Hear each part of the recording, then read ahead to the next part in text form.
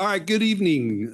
Today is Thursday, the 13th at 6 o'clock. Welcome to the meeting of the Sacramento Metropolitan Fire District Board of Directors. We will start our meeting with a roll call, please. Yes. Director Sailors. Present. Director Weber. Here. Director Sheets. Present. Director Wood. Here. Director Rice. Here. Director Jones. Here. Director Costa. Here. Director Clark. Present. And for the record, President Gould will be absent this evening. Thank you. Thank you very much. Director Weber, would you lead us in the flag salute, please? I pledge allegiance to the flag of the United States of America, and to the republic for which it stands, one nation, under God, indivisible, with liberty and justice for all. Thank you. For those interested in the Metro Cable announcement, it is in the published agenda that is online. Our meeting today will be replaying tomorrow, and you can find that location there in the agenda. We'll move on to the public opportunities to discuss matters of public interest within the district jurisdiction, including items on or not on the agenda. Do we have any speakers, Madam Clerk? I have no speaker cards and currently no online attendees wishing to speak. Thank you. We'll move on to consent items then. Do we have any questions on the consent calendar? No. Do we have a motion and a second on it? I so move. Second. Got a motion from Director Clark and a second from Director Rice. Would you Thank call the you. roll, please? Yes. Director Sailors. Aye. Director Weber. Aye. Director Sheets. Aye. Director Wood. Aye. Director Rice. Aye. Director Jones. Aye. Director Costa. Aye. Director Clark. Aye. Thank you. Motion passes. The consent calendar is approved. Thank you very much. We'll move on to presentation items. We have Assistant Chief Rudnicki and Assistant Chief Johnson to start with on service delivery update. Welcome.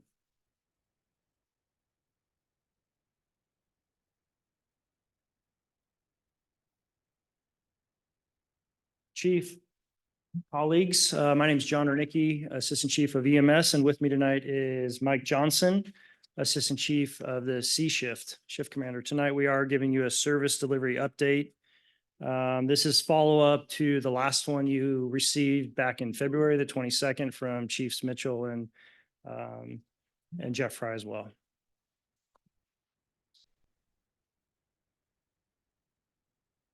Do you have controls of the slides or? Oh, where is it?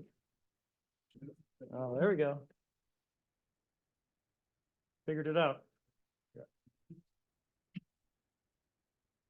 Good evening. So as Chief Rudnicki said, your last update on service delivery was at the February 22nd meeting where we were talking about next steps, and I'm honored to report that all of these things have come true with a minor adjustment. So the direction that the ops team was given was to look at adding a third squad into the system and transitioning 2 of our FDMs to MMP ambulances, which we achieved. The variable that was in there was that we were hoping with the numbers of the graduating class of 24-1 that we would see 7 additional firefighters move into the extra manpower pool. Based on lower graduation numbers, we are down to 2, but we do have a 2-person pool, so that's the right start. So the ops team came together multiple times using what we call the Metro Fire Bible, or mainly the standard to cover. Shout out to Jeff Fry and his team, not only for an incredible document that has put a lot of things that we felt could feel in the field, but put it down into a document that after, I don't know, 6 hours of holding our hands finally made sense to us. There's a lot of very good information in there, as you all are aware. But that's mainly what we used to come up with the decisions that we made. So the squad that we added into the system was Squad 102. Based on the call volume in 102's area, from the data, it was just over 2,000 calls for service, and not having a first responder out of there gave us a 0% reliability. So Squad 102 was decided. That coupled with the fact that we had the facility, there was not a tremendous amount of work from a facility standpoint that needed to be done, but also the fact that we were able to utilize the EMS 24 company officer to work as a station level captain supervision for those folks that are there. Since that day, we have 28 days worth of data. This all went into effect on the 13th of May, and they are running an average just under 8 calls a day. So what that means, obviously, is they're serving that area that wasn't serviced with a first responder before, but Station 103, Station 109, Station 106, like the squad more than anybody, because that means that they're not having to run into there. In addition to that, we transitioned Medic 25 from FDM over to an MMP and Medic 41. Those were 2 of our highest time on task ambulances, sitting at 45% and 42% respectively. So based on the shift schedule of 24 hours versus the 48 hours, those 2 made sense, the most sense to us from a risk and safety perspective to our personnel. That has since been ground checked with the company officers at those stations, and they concur that not only has the transition been smooth, but it's really kind of helped them open their eyes to the single role, get new people in their station, and it's so far been received really well. Let's see here.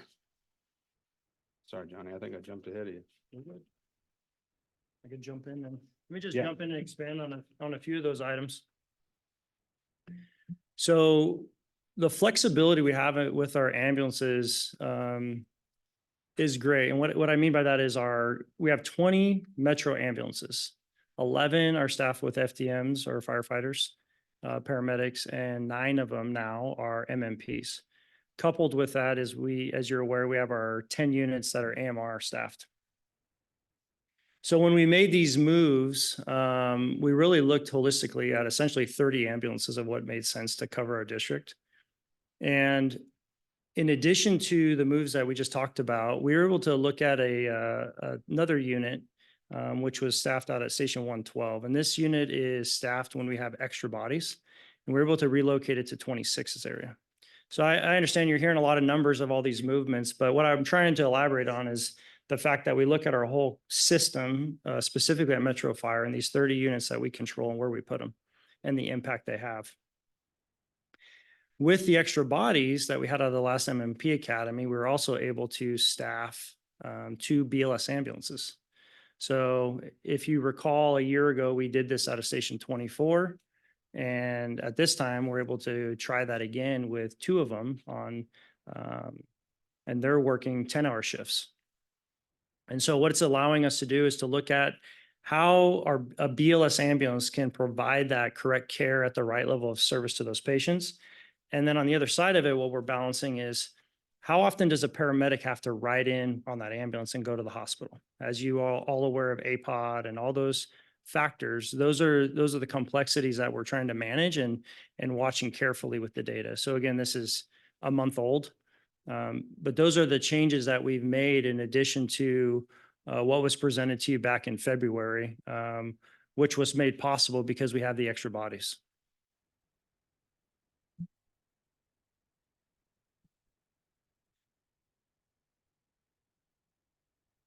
So this next slide, when we talk about the extra bodies and what that looks like, the MMP rank is very dynamic. A vast majority are looking to go into the fire academy.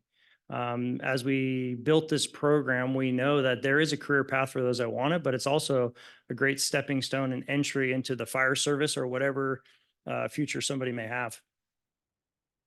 So we wanted just to include and give you some perspective on where our numbers are today. With the transition or the increase from 7 MMP ambulances to 9, it increased our workforce in that rank. So 74 total MMPs.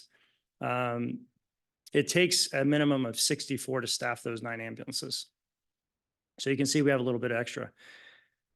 We're anticipating when that next suppression academy starts, August 10th-ish, right at the beginning of August, 10 or 12 of those MMP paramedics are going to be likely going to that suppression academy. So we're constantly fluctuating and looking at the flow.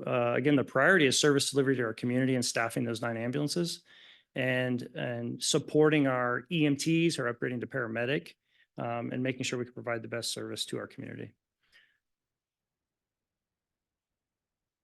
Soon after the Suppression Academy starts, we will then have another MMP Academy, which we're anticipating about 11 paramedics. And the beauty to this whole program, though it's very dynamic and challenging to manage as you have a lot of people coming in and out and upgrading, we're having a lot of success with our members upgrading. So we're anticipating approximately another 15 upgrading to the paramedic rank by the end of the year. Just in the last year, we've upgraded close to 30 to 35.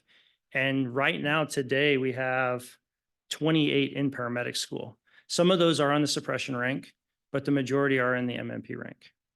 And so what we're finding is the value of the experience EMTs are getting in our ranks, serving our community, while attending school and being supported by us. They're able to go through that process, which is never an easy lift. There's always a lot of work and time and dedication that goes into it, but they're able to successfully navigate that and then upgrade to the paramedic rank and then move on from there as they choose in their careers. So just want to take a minute to highlight and give you some of that perspective of how we're supporting that program and the dynamics that go in with it.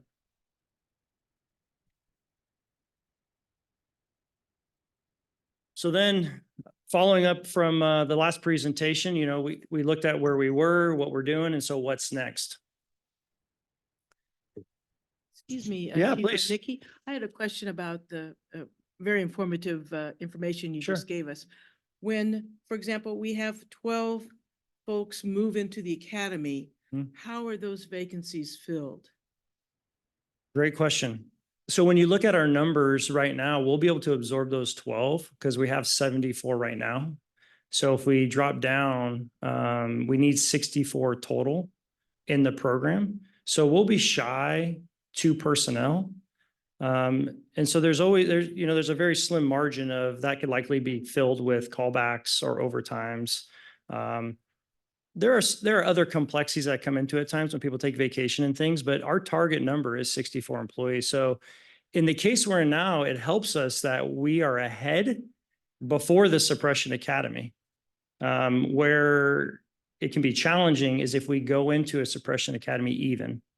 And so the planning worked out where we're going to be okay. The unique dynamic is as people transition from EMT to paramedic and the timing of all those factors, as we work very closely with the schools to try to expedite that whole process for our employees. So when we do come up a few short, it goes into the overtime request Correct. bucket. Yep, it will be filled with our membership. They'll get more experience, more opportunity. And then as you can see, we'll have an academy, an MMP academy right after that, which is a 6-week process.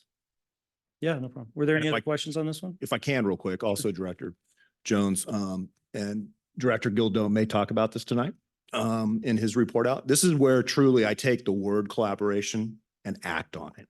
This is labor management working together to agree to even go above and beyond like the 10% pull numbers that's in our MOU based on data and forecasting of having experience in doing this and opening up the conversation in the entire organization so we can hire based on trends that we've established of who's going to wash out, understanding who washes out early, who has an interest doing something or upgrading, and staying within financial restraints of not getting way out of the budget, but looking at anticipating truly what do we think based on historical perspective of what we're going to lose out of an academy or the new academy, and then hiring just above of what we normally traditionally would do in the past, because we know we're going to absorb those. And so that's taking it off the wall and really acting in collaboration.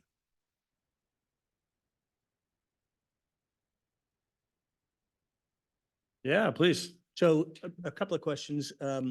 What is the MMP schedule? What is the MIH schedule?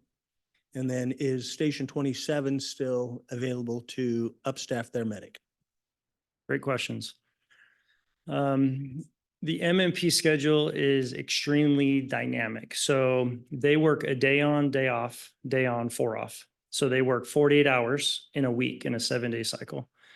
When we look at how that's laid out, there is literally a flow chart of the shifts. It's not as simplified as A, B, and C shift, There are multiple combinations. So you could be on a Monday, Wednesday, Tuesday, Thursday, Wednesday, Friday. There's also a split shift where you do your first day on one ambulance, one on the other.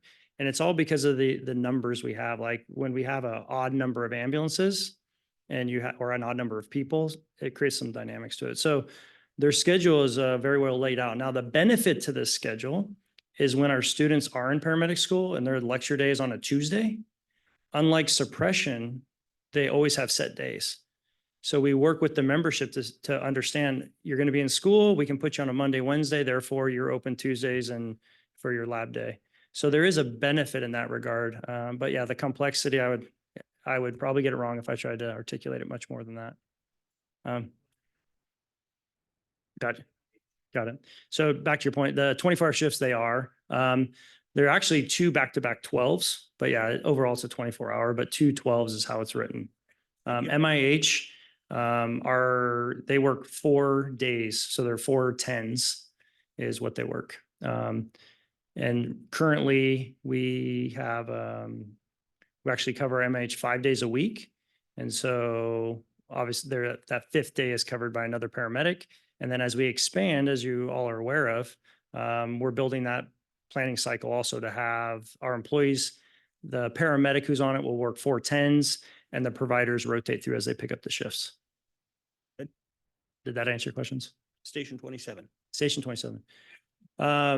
So we still do have 3 in-service reserve medics in our system.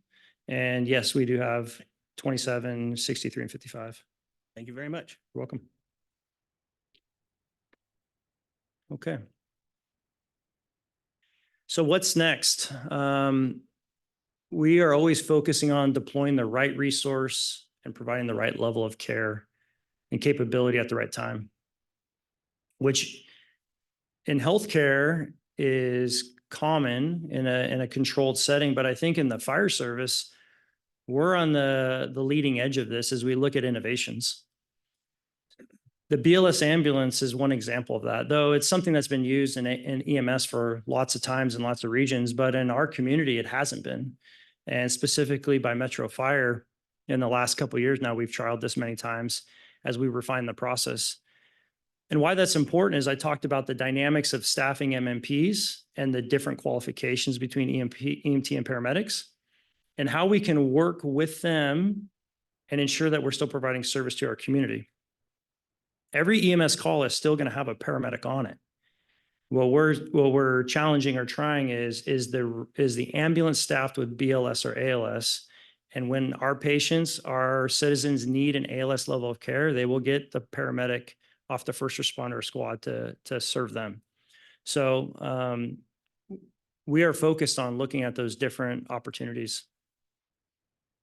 All of the things we've done, obviously, this continuous process. So even these changes that Chief Johnson and I have spoke about, there's continuous information gathering and evaluation to confirm what we think is right, such as the ambulance movements, where the squad is placed, how the BLS ambulance operates. And one example of that is our BLS ambulances, they are right now, 40% of the time, their calls are ALS. So in this last month, they ran 120 calls or so. 40% of the time is ALS. So one of the concerns is, are we taking first responders out of service? Well, I'll tell you, they're right. What we saw, we did a quick spot check of, 20% of those calls, and the wall time on it was 14 minutes, I believe. Yeah, 14 minutes, which by the time you load in the patient, it's really reasonable by the time you do the paperwork and everything. So though the fire engine on those specific cases, when a patient needs a paramedic, they're getting the care, but there is not an overextended wall time or time where the engine's out of service. So we're going to continue to track items like that to verify that what we're doing to get the right care is not having a negative impact elsewhere. So we're looking at those first responders, the FDM and MMP deployment. And then the big one that's really looking into the future is the alternate service delivery. You are all familiar with MIH. We've talked a lot about it. We've seen a lot of data. We're excited to see it grow here July 1st. Telemedicine is another component of that, of how we use telemedicine. It's something we've dabbled in with our MIH providers. 2 of our neighbors our neighboring fire departments have hired a third party and have dove in deeper to that. And the results are mixed. The use and application is mixed on the ultimate output of how it's helping that patient. So in that case, we're able to work as a region and work with our EMS partners and learn from some of their experience as well. We talked about the BLS units. Alternate destinations is another one that's gaining momentum in our county. And this is one where we have psych facilities or substance use facilities where the patient can save time and heartache and not going to the emergency room and going to the right location. So the question is, how do we get them there? Currently, we're fortunate with MIH, we do that today. So we're able to save a 72-hour wall time or 72-hour hold in a hospital if you're on a psychiatric hold. But that's one way we can reach our community. Where this is expanding is for paramedics to be able to do that. So the county, LEMSA has taken that to the Board of Supervisors, and they're working through that process to have a transport to alternate destination program. One of the keys to that is the funding source. Obviously, that's always important that we can have some cost recovery. So those are things that are continually being talked about and we're working on as well. The county's committee that they've stood up, we have both Chiefs Perryman and Dr. Schmaltz, our medical director, that are on that. So we're having direct conversations regularly on how this is going to develop and help support our community, which ultimately is going to lead to everything we've talked about, the BLS ambulances, wall times, all those factors. And then the last one that I'll talk about is in dispatch. How do we affect which calls are coming out to our fire stations and the ambulances? Is there a way to ensure the patient gets what they need, but maybe what they need is not a fire engine and an ambulance to show up every time? So you can see how the trickle down effect could really improve our service delivery and our availability in our community. So that's another area that we're currently navigating and looking into. Could that be beneficial to our system, and how does that work with the many providers in our region? Chief, if I may interrupt you there. Oh, you're fine. Got a question from Director West. Real quick, Chief, thank you for all this information. I want to make sure I heard you right. Are we doing telemedicine here ourselves and then other folks have contracted to have it done? Did I misunderstand that? That is correct. Can I ask a favor? And I know you guys are already doing it because Sacramento County and you provide some of the best APOT data on a monthly basis. It would be really important if you guys track the use of telemedicine, what's working, what's not working. There is a lot of discussion at the state level with EMSA regarding 201 rights and 224 and all these different response models. And that data, to be able to have it right here in the capital city within the EMS system in the capital, is going to be really important. Your work has already been used at those levels, and to hear that, I'm really glad to hear it develop usable data because it's going to be super important. And just to clarify a little bit, first, I appreciate the comments, and I agree with you. There's a look at how we can use that tool. Locally with our MIH program, what we're finding is when we think of the flow of a call, our crews are out there, and maybe they're going to reach out to MIH because they can't get there for 20 or 30 minutes. But the end result is if our provider, our advanced provider, does a televisit, what is the next step of what we can do to provide service? And that's where a little bit of the limitation is. The value that some of our neighbors are seeing is we thought that it would be used more for consulting the patients and maybe setting up a follow-up healthcare plan. But where the value is being seen in very small numbers is actually the consultation with the physician face-to-face, which we used to do over radio with like a medical base. For some patients, they want to see that face-to-face. And so they're finding value in that. Again, the reports are very low numbers, but your point's taken of tracking that data. Thank you. Keep it up. That data is going to be so important within the next 12 months. Okay, thank you.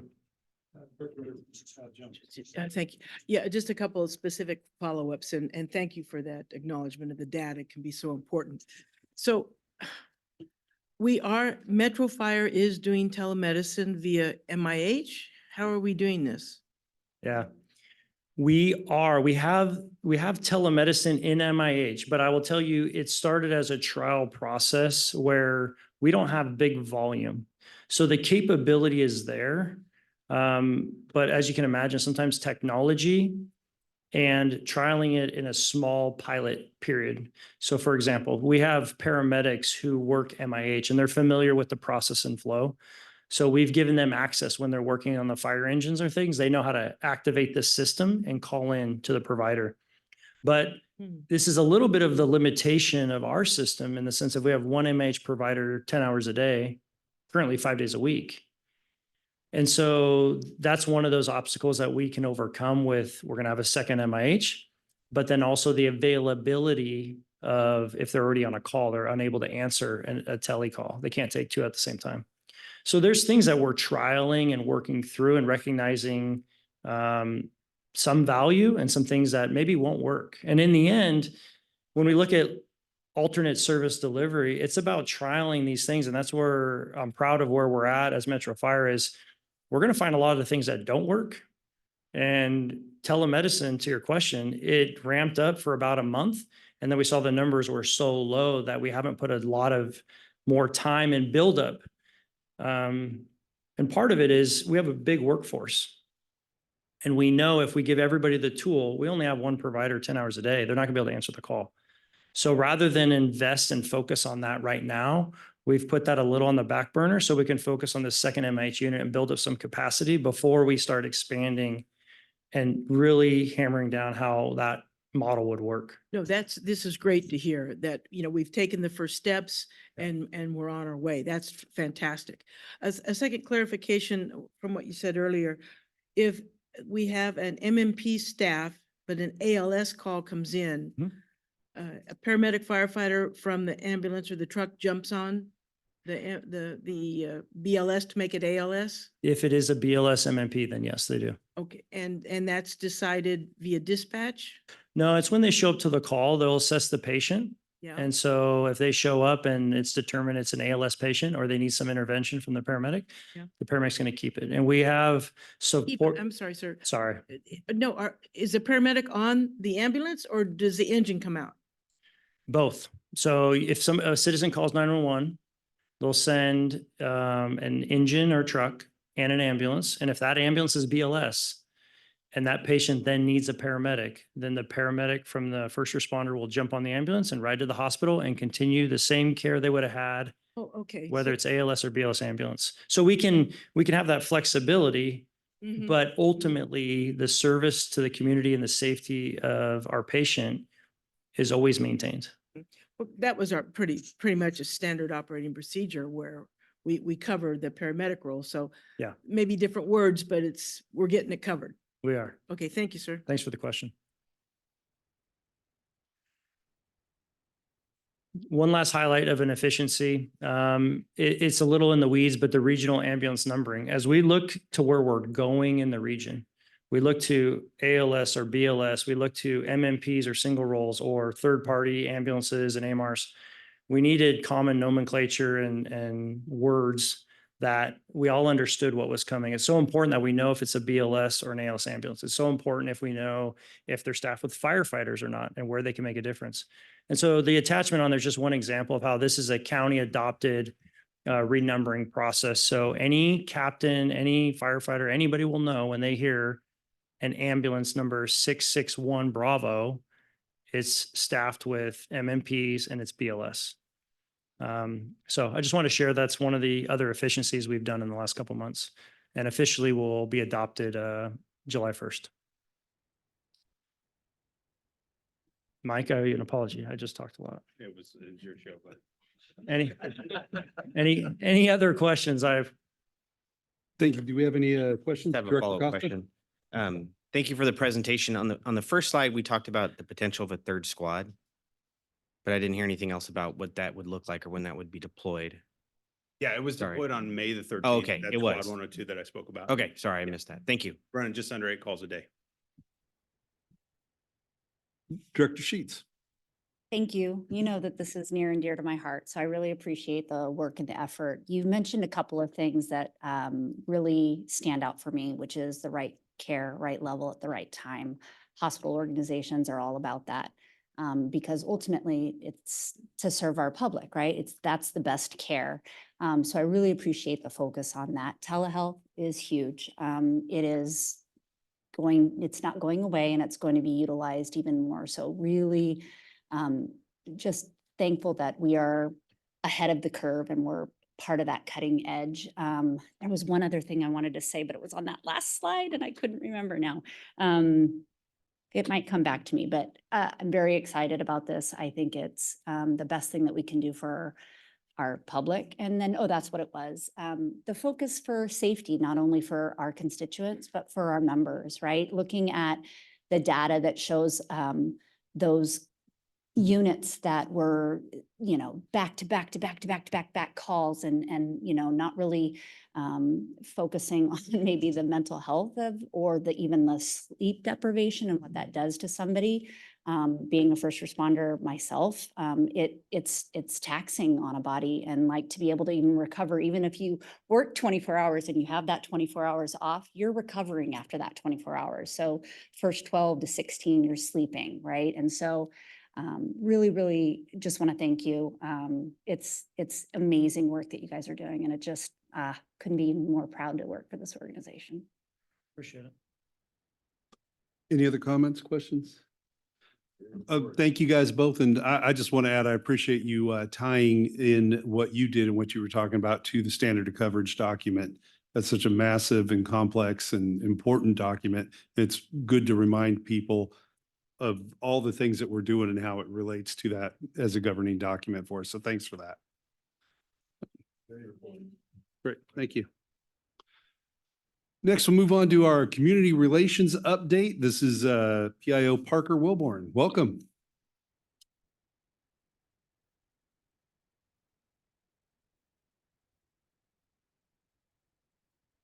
Good evening, board, fire chief, everybody in the audience.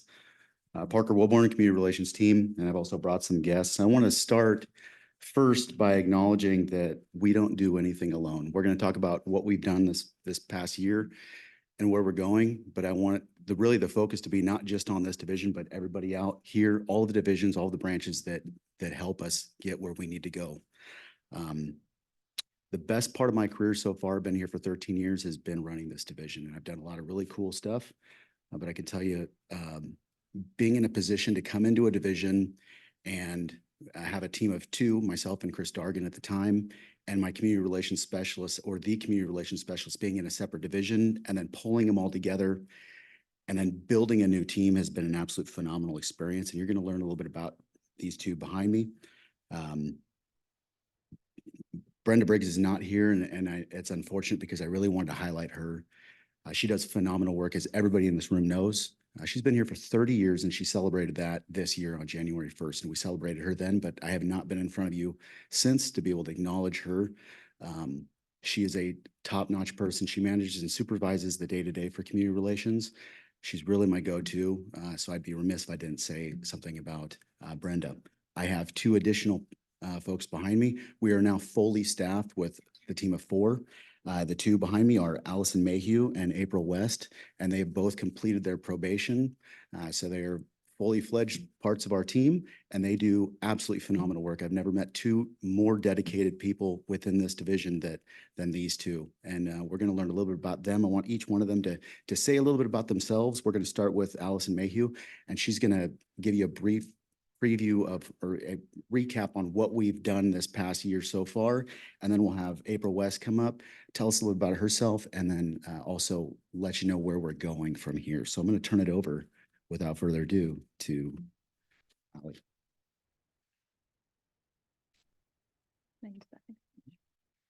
Hi, everyone. I'm Allison. Thank you for having me here tonight. So just a little brief background about myself. I am born and raised here in Sacramento. I studied communications and journalism at Sac State, and then after graduation got a job at Fox 40 where I was on their assignment desk. And now I'm here, and I could not be happier to be here. This has just been the best job ever. So yeah, I'm happy to be here. So a big part of my job is our social media, so internal and external engagement. So my days are really always different depending on what's going on that day. So I might be at a training or a drill. I might be filming what a crew is cooking for dinner that night. Or I might be out at a community event with a crew, whether it be a school or a park or a business or wherever they're at. I also get to do really cool things like go on the boats and the helicopter. And so that's a big perk of my job, I guess. So a few things that we've done this year would be open houses, which is another one of my bigger projects. I know a few of you guys have come out to our open houses, and we'll have another one here in a few months. We're shooting for August or September at Station 59. So if you haven't been able to come out to one yet, I highly encourage it and would love to see you guys out there. It's honestly a really good opportunity for the community to meet the crew that might be responding to one of their emergencies one-on-one and kind of get to know them, see the station, the apparatus up close. Another really cool thing is we've actually seen a few older kids come by that are interested in a career in firefighting. So it's just an opportunity for them to ask a crew any questions they might have and kind of get that guidance from them on how they can become a firefighter too. Grant funding and the smoke alarm blitz. We, a couple months ago, did another smoke alarm blitz where we installed over 300 smoke alarms or provided over 300 smoke alarms, and we hit over 400 homes. We also gave out CO2 detectors and night lights. So that was an amazing thing that we did, and I'm really happy to be a part of that. The Fill the Boot and Safety Fair, the last 2 years, we've had a booth at the safety fair, and then this upcoming year or next year, 2025, I'll actually be part of the planning committee for that. So just another opportunity for us to collaborate on that event.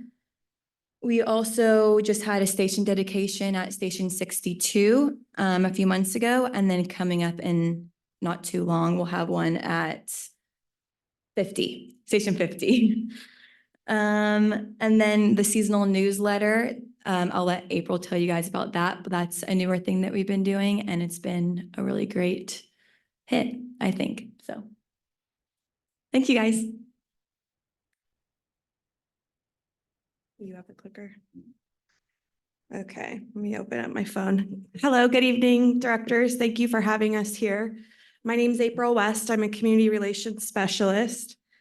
I've been on for, since April of last year, and this has been one of the best places to work. I have experience also working in the Parks and Rec at El Dorado Hills Community Services District. I oversaw communications and volunteer over there.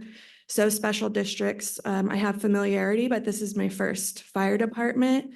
And I couldn't be more proud to work here, echoing what you're saying, and just coming to the board meetings and kind of having an idea of what all is going on. But everyone that I work with, it's just, one person impresses you after the next person. And I'd be remiss if I didn't say I have one of the best people leading our team. Thank you, Parker. And also, I don't know very many people that could say that they are learning from somebody with 30 years of experience. So I don't take that lightly. I feel very, very blessed in that, and celebrating Brenda tonight and all year really with her 30 years. So for me, we're going to talk about what's next. Oh, actually, can I do one more thing? Because I was supposed to talk about myself. And I forget to do that sometimes. So I love 5 guys. I'll start with that. So one is my husband, and I have 4 children. So I've got a 2-year-old, a 5-year-old, a 7-year-old, and a 10-year-old. So I'm very active in Cub Scouts also. So I lead some of those activities, and arts and crafts are a big hit around my house. So other than that, my husband and I are also dedicated in our communities. We volunteer. He's chairing his grandfather's golf tournament. It's the Drive for Marshall that serves Marshall Hospital. And we volunteer for the 2030 Club up in Placerville. So we are carnies also during the fair. I'll do a plug. Today's day one. If you eat the tacos, 100% of those funds go back into the community. So for myself, I want to read this poem. It's very short, don't worry. It's called Do It Now. It says, I expect to pass through this world but once. Any good thing, therefore, that I can do, or any kindness I can show to any fellow human being, let me do it now. Let me not defer nor neglect it, for I shall not pass this way again. And so just a reminder that we're here for a short period of time and we can actually make an impact. All right, so jumping back in, fire camp. We came with gifts. So fire camp is in about a week and a half, June 25th through June 28th. You are all going to receive some of that swag, a t-shirt, the hat, and then we have some new swag, pens and Post-it notes and really cool football you can throw to a close buddy or maybe somebody else. All right, so Rancho Cordova Youth Center Summer Camp. I'm bringing this up because one of my passions within our division is community development and just creating relationships. And so that looks like through chamber events, through, I've been going out to Kiwanis clubs and Rotary clubs and mostly highlighting fire camp, but also doing some education while I'm out there. And so typically what that looks like is one thing leads to another and they want to partner on different things. And one of their ideas, Rancho Cordova Kiwanis Club, they work with the city at the youth center and they've been working for a long time to get that youth center up and running and they've just celebrated 1 year. So at the meeting that I was at this month, they invited us to participate at the summer camp, which we'll go to. But the people who are in those service clubs are so dedicated to the communities they serve and just finding ways to connect the dots. And whether that's me, like I can go to the summer camp, but sometimes I have to go to other divisions and just present what I find or connect people to what they're looking for. And so this is one of those opportunities that we're going to take. And she had also mentioned how great it would be to have a fire camp here in Rancho Cordova and going through their community impact grant and she's willing to help us go jump through those steps. And so that's the beauty of these meetings is that even if there's 3 people in attendance or 28, making meaningful partnerships where we can do more with less, so that's kind of, we have grit in our division, I think. And so that's one of the cities, Citrus Heights too, they hold their community and the community, I heard Station 27 come up. The community wants to do something special out at 27. So we're partnering with Citrus Heights to have City Scoop out there. Leatherby's is going to sponsor ice cream. So please do join. That's on July 11th. And so then I contacted Sunrise Parks to try and loop them in because Rush Park is next door. And so they're going to be on board. It'll be a lot of different organizations. The Legion Films, this is one of our grant-funded items here that's very important. And I've heard Sidewalk CPR come up in this board meeting room also. And so we've come up with several, how many? 6, 8 ideas that we're gonna go through with.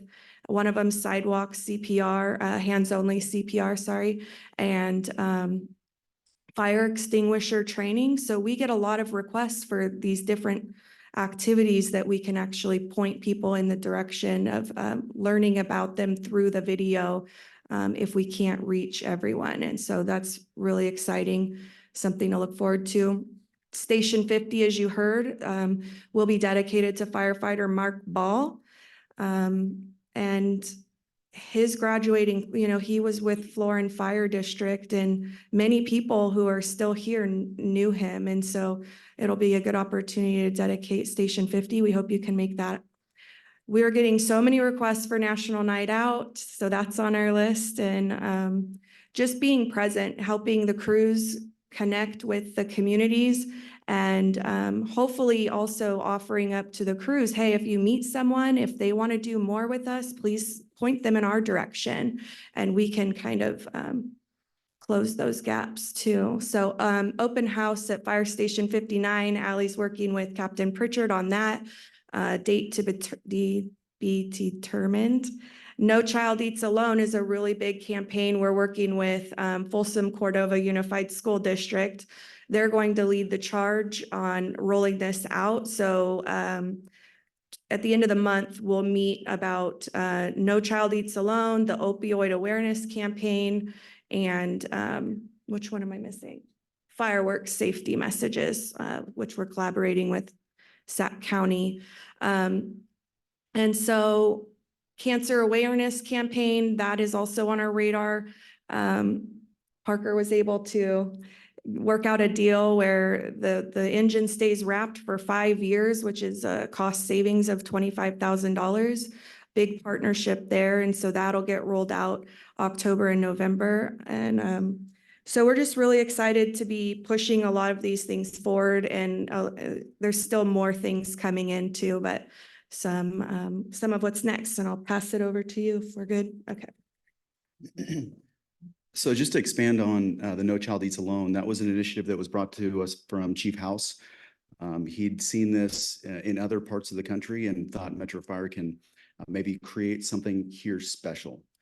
So we reached out to Rancho Cordova Unified School District. They want to pilot with us, and they want to try it with 2 elementary schools. So that will be moving forward next school year. What that kind of looks like is Chief House or whoever we designated the executive staff, starting with them, would go and find a child that's eating lunch by himself or herself, and just sit down and hang out and have a conversation. And there's certain age groups that we've statistically looked at and said there's a benefit to this beyond maybe 7th grade. That might actually create more turmoil for the kid, or maybe create some nicknames. We don't want that, but age, pretty much grade 2 till about middle school, we can really make an impact. And by having badged personnel go in and sit down with the kids, it causes the other kids to wonder why that kid gets a badged personnel to come hang out with them. So that was an initiative that was pushed through Chief House that we're gonna roll with. And Cordova Unified wants to be the start, and we're gonna branch that out to San Juan Unified and a number of other. We have 13 different school districts that we're gonna work with that. So I just wanted to touch on that a little bit more. Moving on, I just have a couple more things I want to go over. We were actually we just merged with CERT. So CERT is now under the community relations umbrella, and they are absolutely phenomenal. We have activated them now 2 times in the last week. We actually activated them yesterday on the Grant Line fire. That was 120 acres, and we knew we were going to be out there for several hours. We activated them, as you can see in the picture. That was 3 or 4 days ago on a 35-acre fire out on Jackson Highway. They came out, they brought protein bars and ice cold waters. And I can tell you at 6 to 7 o'clock at night, if you're out on that fire line, there's nothing better than popping a couple protein bars and going back to work. So very good response from the crews. It was huge. I've got just a couple priorities for CERT. We've met several times already. Recruitment, succession, training, activations, and supporting the program, getting them what they need. We're on a right path. They will be where they need to be here in about 2 to 3 months. They're very excited. We're excited to partner with them. We're excited to see what they're going to do for the community and for Metro Fire. So we're going to keep rolling with that. They've actually provided 2,616 hours to date this year from their personnel, and that's on their own time, their own dime. So these are volunteers that are just coming out and really want to support their community. And that's through the open houses. They're at all of our open houses. They do hands-only CPR. They just do a tremendous amount for us. They really make our open houses what they should be. They're out there doing fire extinguisher training and all kinds of stuff. So they're just great humans, and we're excited to have them as part of our team. So moving forward, the board, you've given 5 priorities in your strategic plan. One of them is external engagement. Now, community relations has a part to play. We are not the only player in that. The way that I read external engagement, or we read it, we are one facet. We've got CRD, that's another one. Operations has a part to play. Economic development, everybody has a part to play in our external engagement. We just have the ability to highlight it. Part of what we're doing is really getting into the federal, state, and local levels. I've got April West has really been tasked with going to chamber and town hall meetings and going to those community events, getting us out there. The newsletter was mentioned. That's something that April's been putting together on a seasonal basis, and we have a really strong following with that. That's going to continue. So we want to get out there at all different levels. Improved Metro Fire visibility. We've been on TV, Metro Fire's been on TV 1,165 times this year. We've been online and print 910 times and on the radio 209 times. We have a phenomenal following. We have a phenomenal relationship with all of our media outlets. We're continuing to post on the daily on our social media platforms, and we're continuing to see growth. We've actually tripled our following in the last 3 years. So we're going to continue to do that. Moving on, communication strategy. So we talked about the federal, state, and local level. Jeff Fry's been really instrumental in developing our core. It's a core group. So essentially all of the divisions that we talked about, CRD, ourselves, special ops, operations, anybody that has an external footprint, we meet at least monthly in a core is actually collaborating on related endeavors. And so it's basically, we're getting all the people in one room and getting that message consistent and making sure we're all on the same page. We're all saying the same thing. And I think that's very important when you are going to have an external engagement to be on that same page. And we do that at least monthly. So I said kudos to Jeff Fry for setting all of that. And we're going to continue to do that. We're just one small part to play in that. As far as crisis communications and real-time media updates, we just downloaded and got set up on the Signal app. I don't know if you're familiar with that, but we have about 100 different media outlets and reporters and anchors that monitor it's on Signal, but it's basically a group thread. So as I put something out, everybody gets it at the same time. It's consistent. Everyone's getting the same messaging versus what was happening the last couple of years. I'd have one media outlet, hey, at one time say, hey, what's going on now? And then 20 minutes later, I'd get Fox 40 that would say, hey, what's going on now? Well, things have changed. So they would get a message. So this outlet over here is putting something out. Now Fox is putting something else out. And then you get a little bit of differentiating information. This really streamlines it. Everybody gets the same thing, same information. And so far it's been phenomenal. I've got really good feedback on that. And then our 12-month safety calendar. So everything we do, we're planning out now. And we've been doing this now. This is our second year. So each month we look at what we need to say, what we need to put out, the safety messages that's appropriate for the season. And we're going to continue to do that. So there is a plan in play.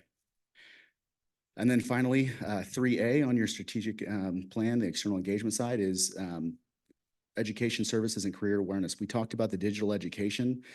We are in the process of going through the life and safety grant, and it was touched on about the smoke alarm canvassing. We're tasked with doing 6 of those. We broke a record on this last one. It was about a month and a half ago now in Rancho Cordova. We hit over 400 homes and over 300 detectors. It was already stated, but that was actually a record with the Northern California Red Cross. So that was a huge push, not only from our division, but also CRD and also operations that sent a number of crews out there to lift that heavy ruck. So kudos to that entire team. We're part of that grant is also creating digital video. So 8 videos, we're looking at different safety messaging, and that's also going to be part of those messaging is going to be for the kids. So we already have 6 videos up that really tackle some of the hard hitting issues that we see with the kids of not having a home fire escape plan, not wearing a bike helmet, just simple little safety messaging. We're putting that stuff out on our website, and we're working with the schools to get that out also. There's also printable material that teachers can then print so they can show the videos in the classroom, print the materials out, and then have us come out for a static display. And we've done that now, I believe, over 50 times within the local schools. So it's working. Still partnered with Del Campo High School Fire Tech Academy, and we're continuing to do those in-person events. And again, a big, huge thank you to the operations division because we can't go to all those events. We have a team of 4. We really rely on those engine companies, truck companies, and medics to really be the hands and feet for us. Outside of that, hope you enjoy your goodie bags. Thank you so much, Chief. Appreciate that. Like you said, I don't think we can overstate Brenda's impact on our district over the last 30 years. She's absolutely amazing. I appreciate you recognizing that. But I want to just say, after watching and being out at many events where April and Allison have been, they are amazing. We've got huge assets that you're developing, and it's great to see them grow and develop as well. So thanks for all the work that all of you guys do. It's wonderful. So any questions from comments, Director Weber? With the CERT program, when you meet with them, are you meeting with division heads, leaders, or are you meeting with the entire team, or as many that can make your meetings? Well, just on the regular meetings, we call them the command staff. So there's basically 4 people. Linda Ford essentially heads up the program, but there's others in there. So I've met with them on a number of occasions already. They needed simple things, like they didn't have an outlet to charge their golf carts. So we're working around that. They needed foul weather stuff. So we're working around that. They had about $2,200 worth of stuff that they needed that they didn't have, the wish list. It's all on order. It should be here within the next week or 2. So they're getting what they need. They're being supported. I meet with them every time they come out to open house. It's really a priority for me to go talk to each one of them and let them know how valued they are, because they are valued. So I do meet with all of them. I've interacted with every single one of them. I've gotten, one-on-ones with them of the challenges that they've had and where they want to see this going, because it's not our program. We're just kind of the conduit between Metro Fire. I really want them to carry through their vision and make sure we're doing what they want, while also meeting the succession plan. So we can't just have 1 or 2 or 3 people managing or leading this thing. We need other people coming in behind. And we just had a CERT basic course. We have about 40 active people now within CERT, and we're going to continue to push those numbers up. But all 40 of those people need training, and they need they need to be supported as well. So we're going to do that. Director Clark? Yeah, what an asset you guys are to Metro Fire. I've interacted with April before and Allison, and I'm really looking forward to be engaged in some of the other activities that we have coming up. Continue your great work. Thank you so much. I wasn't finished. Oh. Yes, you were. Secondly, I want to hats off to your entire crew, especially to Brenda. 100 years ago, I did your job, and everyone knows I can't hold your strap now, but working with Brenda over the years, she's also my go-to. You folks are absolutely phenomenal at what you do, all of you, and kudos to your entire team. You're doing great work. Now I'm finished. Director Rice? Just real quick, Parker, and I'm kind of remiss in this, but in just listening to the community relations and all the things that are going on, my side job, I'm the chair of the California Fire Foundation. Please watch the website for grant opportunities. There is a grant period open right now, up to $25,000, and it covers several things from community programming to vegetation mitigation. It closes on June 30th. I'm really sorry to bring that up, but as I listened to April and you guys talking about it, it got my mind thinking. So please look at that. There is local money available for many of the things that you're working on. I appreciate that. I'll note it. Thank you. Anyone else? Thank you so much, Chief. Thank you, April. Thank you, Allison.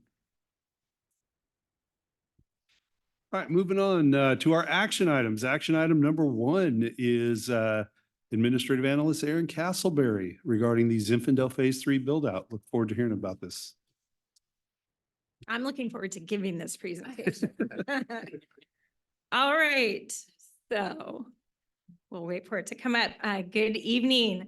Tonight, I'm happy to bring you an update on our Zinfandel Phase 3 build-out project. This presentation is going to conclude with a recommendation for this board to approve, to authorize this project to move forward at the budget that's going to be presented tonight and make the contract award that's being recommended tonight. So we will get started here.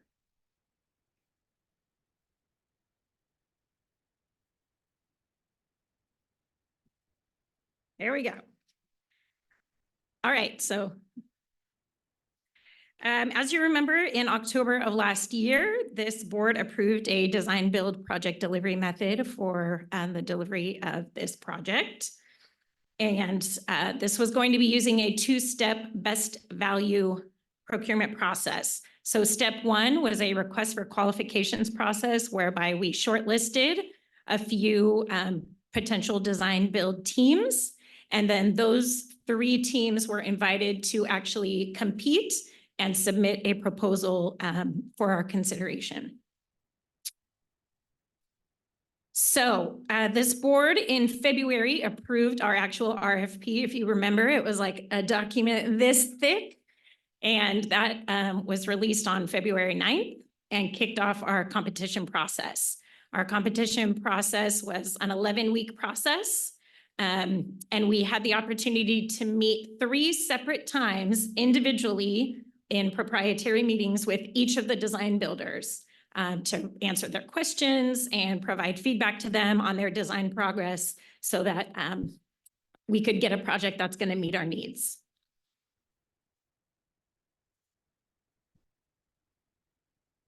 So the evaluation and selection, you guys approved this back in February with the RFP. Our internal evaluation team was comprised of a selection panel, as well as our owner advisor team at Benham. We conducted a technical review of the submitted proposals and scored them against all of the selection criteria that was outlined in the RFP. We actually did receive 2 proposals. One team did end up withdrawing from the competition. So we did have 2 proposals submitted that we evaluated. So the internal selection panel was actually chosen by the executive team. It included members of all 3 of our branches, operations, support services, and administration. And it was a 4-person panel.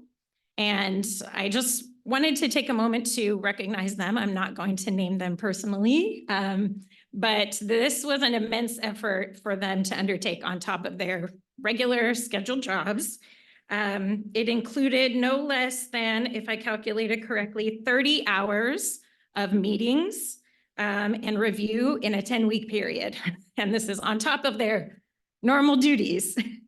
So it was a big lift. So I'm so thankful to them for participating in that process. Also, I wanted to recognize Courtney Moore, our purchasing agent. She and I administrated this process together along with our owner advisor team and was instrumental as well in keeping the process moving according to plan. So big thank you to them. Also, huge thank you to our owner advisor team at Benham Design, led by Dylan Motley and Molly Jones. Incomparable service that they've provided to us. They are design, build, and technical experts in this and have provided a lot of support to us. So the basis of this award, as you can see here, is that it was determined it did conform to the solicitation. It was fair and reasonable, and it is providing the best value to the district. So on this basis, based on the evaluation, the highest scoring proposer was DD Construction. So DD, their design team is led by DD with WMB Architects heading up the design effort, and an engineering team comprised of Siegfried Engineering covering structural, RSC Engineering covering civil, HCS Engineering covering electrical, and ACO Engineered Systems covering mechanical. So we'll get to the exciting things here. This is the design, the overall site plan design concept. If you remember correctly, our goal for this phase of the project, if you remember from my last presentation, given budgetary constraints, we had to really look at the scope of this project. And our scope was to move our training division staff and our firefighter and MMP Academy staff and operations to this site. So that is what you will see here tonight. So you'll see here the overall site plan generally depicts the proposed design in relation to kind of the existing site. You'll also see that it includes some required improvements on Zinfandel Drive that are going to be required for the project, as well as pedestrian access, which is a code issue from Zinfandel all the way up that little street to the site. Generally, this is the localized site plan concept. All of this is still concept. I'll cover that in a moment. It shows how the intended design is situated on the existing site and ties into the existing parking. So South, you can't see it on this, but south on the southern part of this is where the urban search and rescue props are. You can see on the east side, that's our collapsed structure on the far east side. And the parking lot, you'll see there, that is already in existence. So you can see that we're utilizing that space just south of the parking lot site. And then finally, this is the conceptual floor plan shown here. So what we've included in this facility, the training building is approximately just under 16,000 square feet with an adjoining apparatus / outdoor classroom / storage building at about 7,400 square feet. We've got large and small classroom space, office space for the training division and academy staff, including administrative offices, break room, restroom, shower facilities, a large fitness room, about 2,000 square feet, and a space dedicated for recruits, including locker rooms, turnout rooms, shower rooms, restrooms, a large break room. And then in the adjacent secondary structure, we have warehouse storage space for their needs, SCBA cache, PPE cache, all of that kind of stuff. We've got apparatus storage here. This is not a response facility in any way. This is used for academy training. And then it will also, you'll see on the east side of that apparatus, it's just an extended covered area that can be utilized as an outdoor classroom. So this structure is accessible to that building via a covered walkway. So they'll be able to walk kind of to and from those areas covered. So over the next few months, we'll be working, as long as you approve this contract award tonight, we'll be working with our design build team to refine this, incorporate some edits to it, and move forward with the project. So as you recall, the estimated project budget that we discussed in February with the RFP was 17 million. And based on all the information that we now have throughout our RFP process, as well as additional planning efforts that we have conducted on our own separate from the process, our proposed project budget is 17,397,500. So design and construction make up 82% of this, with a recommended contract award of just over 14.2 million. And then aside from the design and construction, we have project implementation costs that make up about 13% of the budget at 2.3 million. And those include items like permitting, special testing and inspection, owner options, the RFP stipend that was approved, performance incentive, and of course, a contingency. And then finally, management and administrative costs comprise just about 5% of the budget at just under $1 million, which includes proposed owner advisor services, which are part of our recommendation tonight, legal services, and labor compliance. So this budget includes the contract award that we're recommending tonight, as well as additional owner advisor services to extend through project completion. So if you remember last year, you approved owner advisor services to get us to contract award. We have seen such a value in those services, and their expertise in managing the design build aspect of this has been so helpful. And we're recommending an additional fee of $325,000 to extend that contract all the way through project completion. So how are we going to pay for this is the big question. So as you know, we received 13 million in state funding.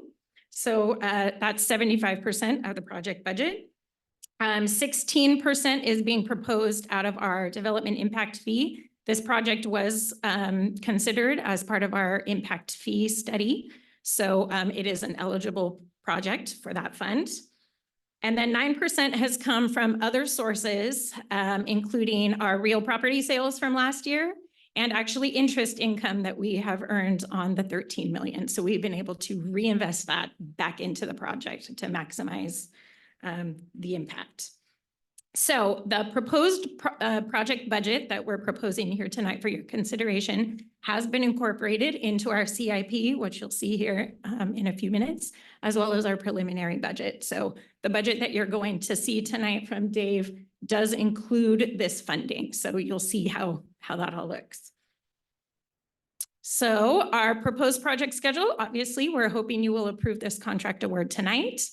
The estimated schedule at this point is remaining design and the permitting process would conclude in February 2025 and construction would follow with a March 2026 completion. So our recommendation tonight is to approve a contract award for RFP 24-2 to DD Construction, to approve an amendment to the agreement with Benham Design for owner advisor services, and to delegate authority to the fire chief or his designee to perform all of the other activities required to effectuate the project. There's going to be lots of little agreements here and there, paying of fees and things like that, that we like to make sure we get handled. So before I turn it over for questions, I'd like to bring up Ryan Ranchod from DD Construction to introduce himself and say a few words.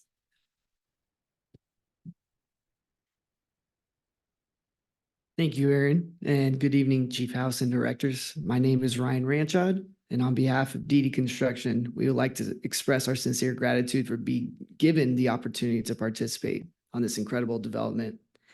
Our founding philosophy is building with integrity and defining quality, which we expect to deliver consistently throughout the duration of this design build project. Many thanks again to Sacramento Metro Fire for entrusting the DD team with this legacy facility. Thank you. Thanks. And that concludes my presentation. So I will take any questions you have. We're extremely excited to move forward to the next phase of this project.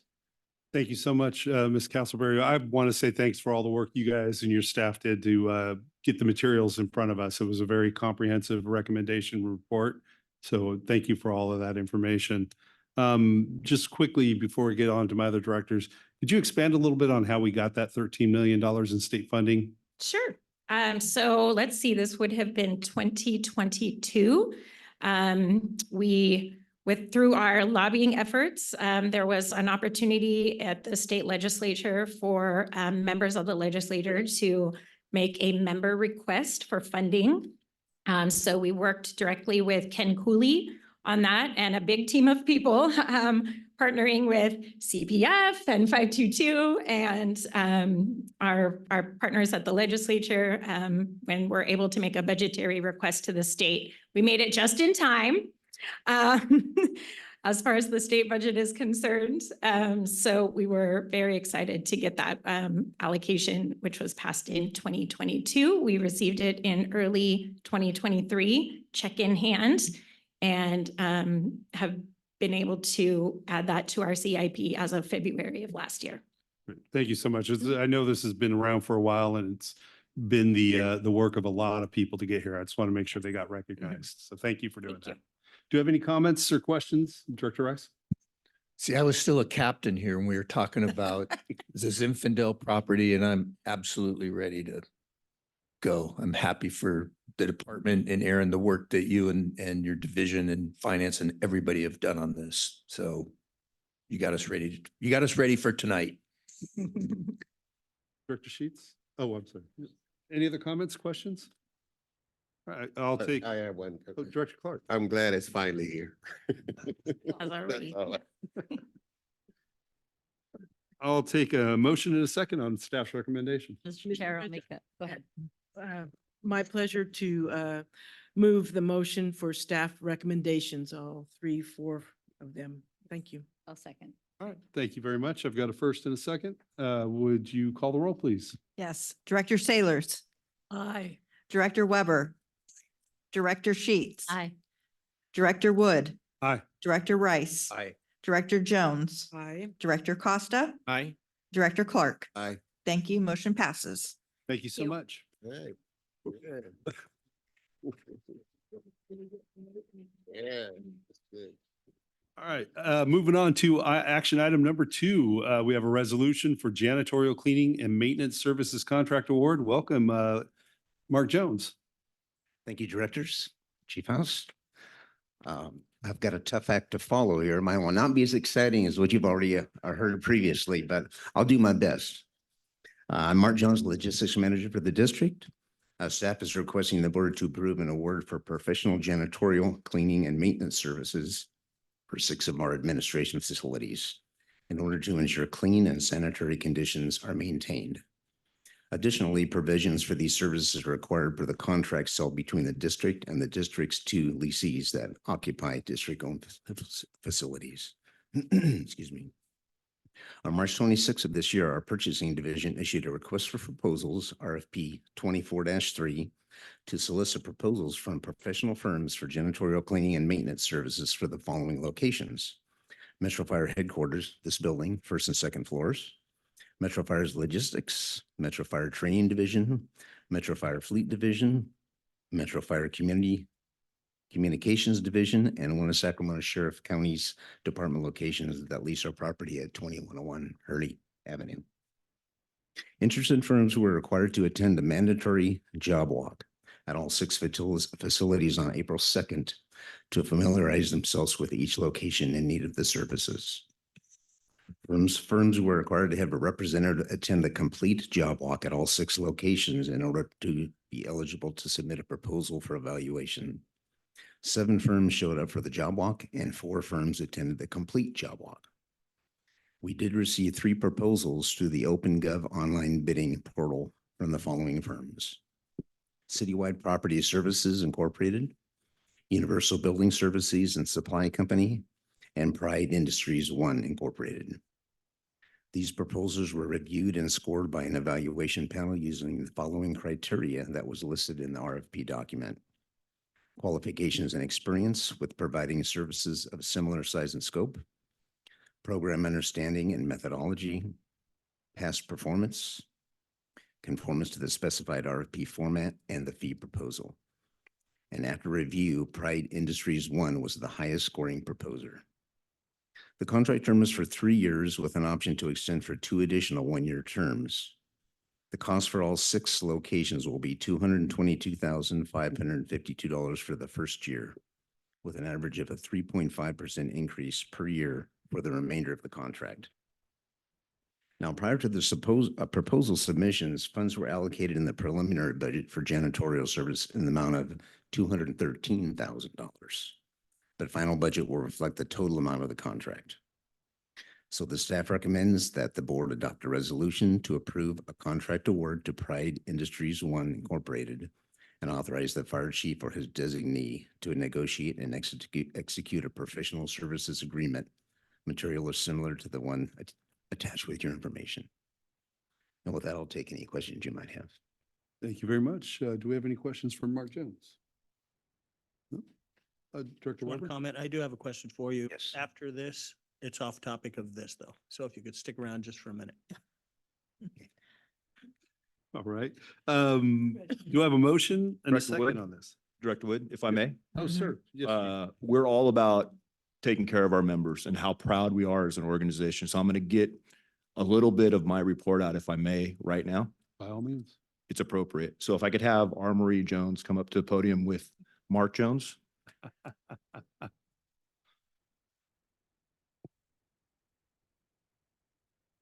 We talk about really our members and what they do for this organization. Please join me in congratulating both of them on their retirement. Logistics Manager Mark Jones and Grant Specialist Marie Jones on the retirement from the district effective July 1st. Mark is retiring after approximately 19 years of service and Marie after 12 years of service. I can't be more proud to call them friends, but look at the successes and improvements they have made in this organization. They are truly exceptional human beings and they will be missed. So thank you and congratulations to you both on your retirement and success in anything you do after this.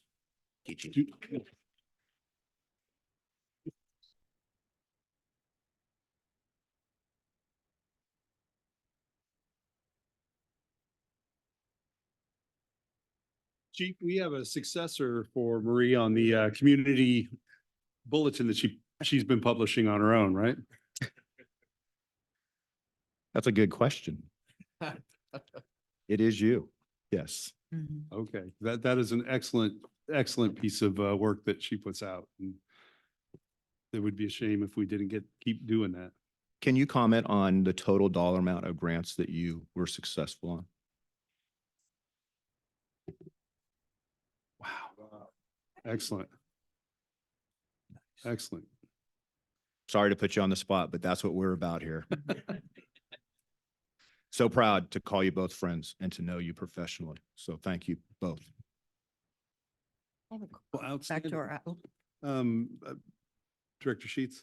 Just curious, I used to be involved with going to a company named Pride Industries. I'm wondering if it's the same one because it It's was the a big giant fantastic. company, Pride Industries. And Yes. is this the, can you tell me a little bit more? Because I'm not sure if it's the same company. The one that I'm thinking of gives opportunity to, is it the same? Yeah, disabled. If you can just disabled folks, tell a yeah. little bit about this, because I was absolutely so impressed when I went and visited their headquarters and what they do for the community and what they do for people in the community that might not actually have some opportunities if this organization didn't exist. Yeah, I don't know a whole lot about the organization itself, but their proposal that they really stressed on outreach to people that are disadvantaged and don't have an opportunity to get hired at other places. They have a extremely successful training program that they do for these people. They follow up. They Provide they just provide transportation. transportation. They just help them all along the way, and they're nationwide, Yeah. and they have I can't remember how many states they're in, but they're just already a great sounding company. I think it'd be a great benefit to us as well. Absolutely, 100% agree. It's fantastic. I'm glad it's the same organization. Yeah. Anything further? All right, if we can get a motion and a second on staff's recommendation, please. I'll move said motion. Second. I've got a motion and a second. Would you call the roll, please? yes, Director Sailors, Aye. Director Weber, Aye. Director Sheets, Director Wood, Aye. Director Rice, Aye. Director Jones, Aye. Director Costa, Aye. Director Clark. Aye. Thank you. Motion passes. Thank you Thank you, very sir. much. Congratulations again. All right, moving on to action item number 3. Welcome back, Ms. Castleberry, Capital Improvement Plan, fiscal year 24-25 through 28-29. Thank you. All right, tonight I am happy to bring you our proposed capital improvement plan for fiscal year 2024-25 through fiscal year 28-29. So I'm going to go quickly through the first couple slides in the interest of time, because you've also seen them like 50 times. So as you know, the purpose of our CIP is to memorialize our capital needs, identify what those needs are, and plan for ways to fund these needs. This is part of our strategic planning framework that plays into our overall service delivery. And outputs from this process inform our budgetary and external engagement processes. This is a coordinated planning effort. It starts really from our master planning documents. It involves all divisions district-wide. Project managers of the divisions are able to submit projects for their division. They are separated into the 5-year plan and the 1-year plan. As you know, the 1-year plan is a recommended appropriation for the upcoming fiscal year, and the 5-year plan is a projection of needs through 5 years. So this is reviewed by a committee. It is ranked, prioritized based on district needs and priorities. It's reviewed by the executive committee, the executive team, and then it is rolled up into our preliminary budget process and brought for your consideration alongside preliminary budget. So when I last came to you in March with this presentation, we had just finished our committee review. We gave a presentation of all of our submitted projects for the year and what that total dollar amount was. So since then, we have finished our ranking and prioritization process, and we're actually bringing that recommendation to you tonight. There have been a few adjustments made to the projects since we last brought this to you as this process is refined. So we are now projecting a 5-year capital need of 179.5 million.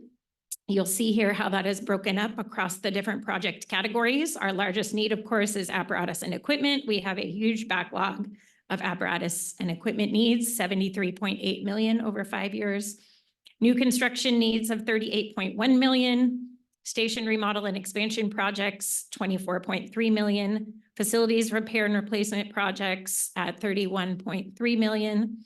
Land acquisition at 2.4 million. PPE at 8.2, and then some miscellaneous projects that don't quite fit into one of these categories at about 323,000.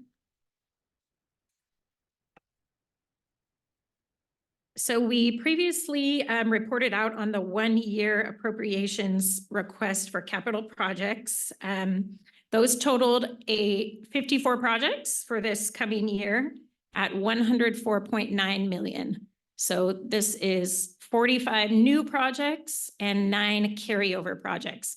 As a reminder, carryover projects are projects that were approved in a previous fiscal year and not yet complete. So we carry those forward as well as the funding that was appropriated. We carry it forward into the next year. So this was our total 1-year request. Like I said, we are bringing this for you for approval tonight. We will do a revision with final budget. Some of these carryover projects may end up getting done this fiscal year. We'll see. We'll refine those project numbers and bring an update to you alongside final budget. So with the 54 projects submitted, what we're recommending for our fiscal year 24-25 is approving 27 of these projects at 51.9 million. So carryover projects reflect 38.3 million of that, and new projects represent 13.6 million. So we'll kind of dive into what these projects are. The 9 carryover projects at 38.3 million, you'll see obviously our 2 construction projects that are ongoing. And then we had apparatus and equipment approved in previous fiscal years. We are anticipating the type 1s and the ambulances and hopefully also the squads all in this coming fiscal year, actually for real. So we'll see. That's the estimate right now that they will be coming in fiscal year 24-25. We've been waiting several years for some of these. Our land acquisition, we were hoping to have complete by the end of this fiscal year. It's looking like it's going to continue into the summer a little bit. We have some activities that we need to do surrounding appraisal and things there, but that will probably happen later on this summer. So we're going to carry that forward after into the new fiscal year. And then a couple of facility repair and replacement projects that were not able to be completed this year. As you know, we had a couple kitchen fires and things going on this past year that kind of trumped some of these projects and the ability of our facilities division to get to these. So these are going to roll forward to next year. For the new projects, there are 18 new projects being recommended. 11.9 million in apparatus and equipment replacement projects. This includes our 3 more automated chest compression devices, some MDC hardware, IT storage appliances, which I think might be the most anticipated project because we're all having network issues here at the district. I know everyone here is going to be very excited about that. Thermal imaging cameras, some more type 1 engines, some type 3 engines, 1 ladder truck, more ambulances, a couple fleet service trucks, and a Copter 1 hoist rebuild that is, it's due for its 10-year service upgrade. Personal protective equipment, $805,000. That's annual turnout replacement, wildland turnout replacement, structure helmet, and obviously PPE for our anticipated recruit academy. Facilities repair and replacement projects. We have found a few high priority projects here. We're going to do a roof rehab on this building here. Flooring replacement at a few of our stations. That's getting rid of carpet and putting in non-permeable things there. And then frontage improvements at Station 108 where we have failing concrete that's posing a risk. And then a couple miscellaneous projects, firefighting foam replacement. This is a transition to PFAS-free firefighting foam. So that is a high priority item, and also a station cellular conversion, which is going to help with our communications to the stations. The fund sources here for the total 27 projects. As I said, the recommended funding is 51.9 million. The general fund will cover about 2.6 million. Capital facilities fund will be at 37%. That's the largest portion of funding. 19.6 million in the D fund is expected to be offset by about 18.8 million in financing. The CIP budget also includes 30% from the Development Impact Fee Fund, 27% from the Special Projects Fund for Zinfandel, and 5% from the General Fund, and then a little portion of the L Fund for that portion of the roof replacement here. That leaves 27 projects that were not recommended for funding in the future in the upcoming fiscal year, with an unfunded need of 53 million. You can see the breakdown there. 22.7 million in ongoing apparatus and equipment replacement projects that will continue to be deferred for now. 16.6 million in facilities repair and replacement projects, 12 million in new construction, and 1.7 in PPE. So I will be happy to take any questions you have here before you discuss our recommendation tonight. Do I have any questions for Ms. Castleberry? Thank you so much. Appreciate that. Then moving on then, if I will take a motion in a second on the staff recommendation. So moved. Second. I've got a motion in a second. Would you call the roll, please? Yes, Director Sailors, Aye. Director Weber, Aye. Director Sheets, Director Wood, Aye. Director Rice, Aye. Director Jones, Aye. Director Costa, Aye. Director Clark. Aye. Thank you. Thank you. Thank you again. All right, moving on. We have the 2024-2025 preliminary budget with CFO Dave O'Toole. Welcome. Good evening, directors, Fire Chief House, colleagues, members of the public. Well, this slide is coming up. I'll be presenting the fiscal year 24-25 preliminary budget. And the proposed budget before you is built on the latest revenue expenditure data that we've collected in-house, as well as requests for fiscal changes for the upcoming year. As we always do, the reference point for this budget will be the most recently adopted budget, which was the mid-year budget in 23-24. It's the last time we met to talk about a budget. So in terms of the plan for tonight, the brief agenda looks like this. We've got a couple slides with a general fund overview, or excuse me, with a budget overview of all funds. And then we'll dig into the general budget with the revenues, expenditures, and then the long-term forecast, looking at 5 years. We'll do a tie-in with the CIP plan we just heard about, and then recommendations and questions. So first, let's look at that big picture overview again. So this would answer a couple of questions you often get, which is how big is the Metro Fire's budget? If you look at the expenditures line in the general fund, you would answer 304 million. But probably the number that you probably refer to most often would be this 373, almost 374 million. That's the size of the budget when people typically are asking what the expenditures are. And then the reserve, you can see all the way at the bottom of the slide, 34.7 million or 11.3%. So let me dig into these numbers a little bit closer. The general fund, reading off the slide there, the revenues we anticipate from all sources are 280 million, almost 281. Expenditures, 304 million. Transfers in 16.8 million, which leaves a gap of about 6.8 million. So our expenditures are exceeding our revenues and our transfers in. And how does that get balanced? It gets balanced by drawing from the reserve, from the general fund reserve, which is not something we frequently do. And I want to say a couple things about that. This was part of our projection when in recent budgets, we've been anticipating with property taxes that the rate of growth was going to go down. We've seen it. 2 years ago, it was 7.8%. This year, it's 5.7%. Next year, we're expecting about 3.7%. And I'll show those projections in a later slide, but that's a big reason. And then there are also some economic factors happening, which you're aware of too. Of course, the inflation has been steadily high, and also the interest rate, the Federal Reserve rate has not come down. We're anticipated to have 6 reductions this year. We've yet to have 1. That's really holding back the housing sales, which would generate property tax revenues in 24-25 as well. So a couple factors there. Also, this is not entirely unexpected. When we passed the final budget last year, we anticipated a reserve of 11.8%. This is 11.3, so it's a bit lower. There's about $1.5 million. And we'll see what happens in final. Sometimes we can, when final, we'll see a little uptick. But that's where we are with the general fund, and the reason why this budget proposes to take 6.8 million out of the reserve this year.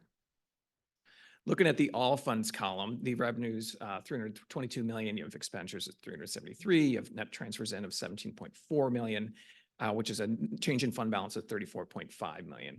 And so to explain where that 34.5 million, of course, it includes the 6.8 million, the general fund I just explained, but it also includes the Zinfandel, that's about 14 million there.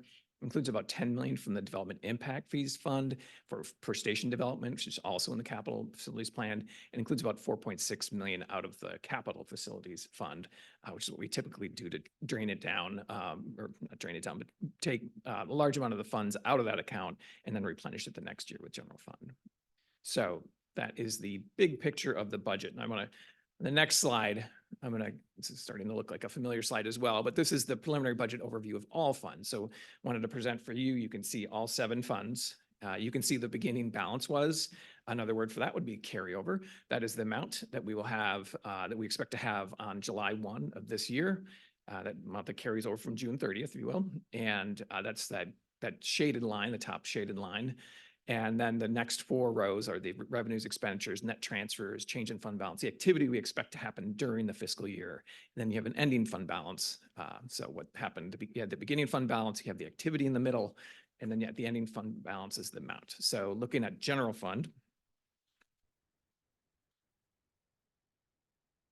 again, the revenues will look like familiar numbers again, 280.8 million in revenues. Again, the expenditures of 304 million, net transfers in of almost 17 million. And then that general fund transfer of 6.8, or that change in fund balance is 6.8 is the amount that's coming out of the general fund. You can see the general fund gets reduced from 41.5 down to 34.7, which is what makes up the 6.8 million. Capital Facilities Fund, we start the year with a balance of 5.7. There's no revenue source into the Capital Facilities Fund, but there are expenditures of nearly 26 million. There are transfers coming into the Capital Facilities Fund of 20.7 million about, which will reduce, when you put those two numbers together, we're going to reduce the fund balance by 4.9 million. We expect to end the year with about 850,000. The Lease Properties Fund, there's a balance of 1.5. So actually go a little bit in the other direction. The revenues will exceed expenditures. We expect to build up that fund to 1.9 million roughly. The Grants Fund, as you expect, we want to spend everything in the Grants Fund every year. So we'll start with a 0 balance. We'll have some funds come in. At this point, we expect to have a little bit of a balance, about 200,000 at the end of the year. We'll update that with final, but typically would spend everything out of the Grants Fund. Development Impact Fees Fund, I mentioned we have about 10 million there. We plan on spending it all. This will be a big year for us. A lot of station investment projects there. IGT Fund is a fund that we receive funds into, and we immediately transfer them over to the general fund. So we expect to get about 34 million in there from the 2 IGT programs, a voluntary rate range program and the public provider ground emergency medical transport program, PPGMT. And then transfer that to the general fund. There's a special projects fund. Again, we expect to spend the roughly 14 million shown there on Zinfandel. And then the total at the right, we expect to have a balance across all funds at the bottom right corner of the slide of 37.6 million.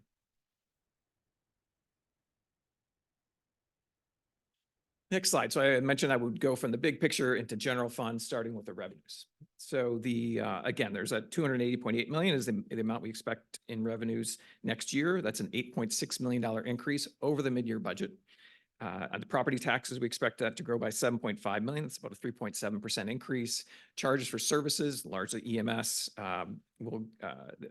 charges for services will be at 65.4 million, a $2.8 million increase. Includes EMS fees with a $2.3 million increase, and CRD fees about 860,000. That CRD fee increase is mostly based on the fee adjustments that we made last year in 23-24, which some didn't kick in until partial year. So that 860,000 is a full year increase on those fees. Let's see, we do have some offsetting revenues. So we've lower deployment revenues. We're not expecting to generate as much in deployment revenues as we typically do, and GMT admin revenues. So the old GEMT program, we were still receiving some revenues in this year, 23-24. We do not expect that next year. That's largely offset by reduced expenditure as well. So that's kind of a little bit of a wash. And then the last piece, which is not general fund revenue, but is the IGT revenue transferred to the general fund, would be about 22.8. That's the net figure, which is about $177,000 lower than this year. So it's pretty flat overall. Incidentally, this will be the 12th consecutive year of property tax growth and the 14th consecutive year of revenue growth that we've seen. So we are still riding a steady climb in terms of our revenues year over year.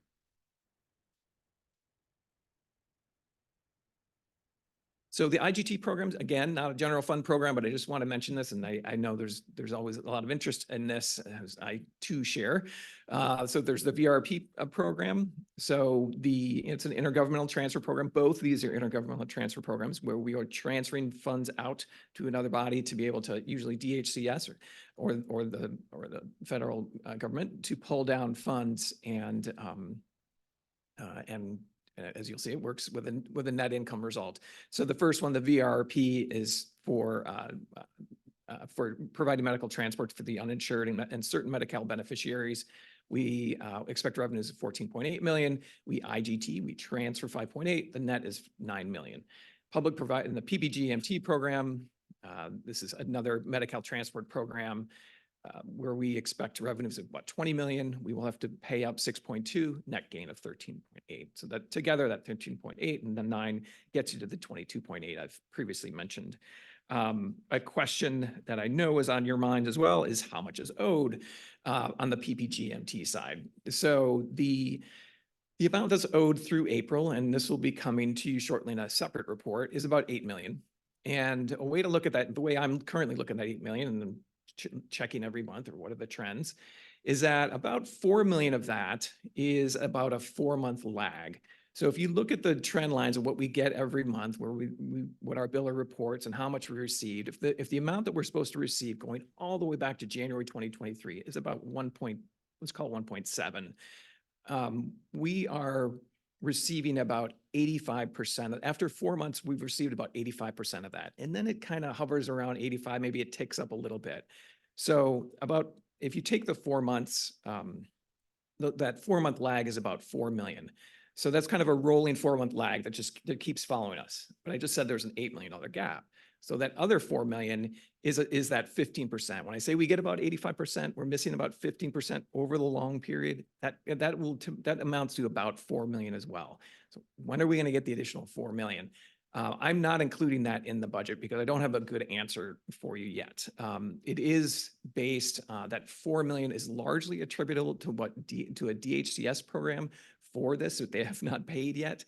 So they're having conversations with DHCS. I have a meeting coming with them as well, trying to pin them down on when that is coming, but there just is not enough certainty. Maybe that'll change my final for me to include that, but that is an amount that's owed that just cannot be included at this time. So, any questions on IGT? But I just kind of jumped ahead. Keep going. Okay. So moving from revenues to expenditures on the general fund side, general fund expenditures will be about 17.2 million. That's a 6% increase from the current year. The labor budget, 257.8 million. Labor costs will increase as a share of general fund revenues from about 81.7% this year up to 84.9% in 24-25. Service and supplies will increase about 2% to 42.3 million. That's a really modest increase, and I will really credit the the staff here who went through a lot of exercises to try to keep service and supplies costs down. So that's a very modest growth number there. So on the expenditure side, so sticking with labor, again, labor includes a lot of things. It's not just wages, it's overtime, incentives, it's PERS, it's SCRS, it's medical, it's vision. It's a lot of pieces involved in that. But taking the compensation part first, which is your wages, overtime, incentive pays, and such that are shown in the top half of that slide, we expect it to increase by 7.3% or 9.8 million. Wages will be about $8.8 million higher. Big pieces of that 8.8 would be the SAFER program, which is about 2.4 million. And also we have quite a few academies, 4 academies in plan this year. That's another about 2.4 million as well. So we're really staffing up heavily, anticipating staffing up heavily in 24-25. And that is contributing significantly to the wage increase. Constant staffing is just a shred lower at 428,000.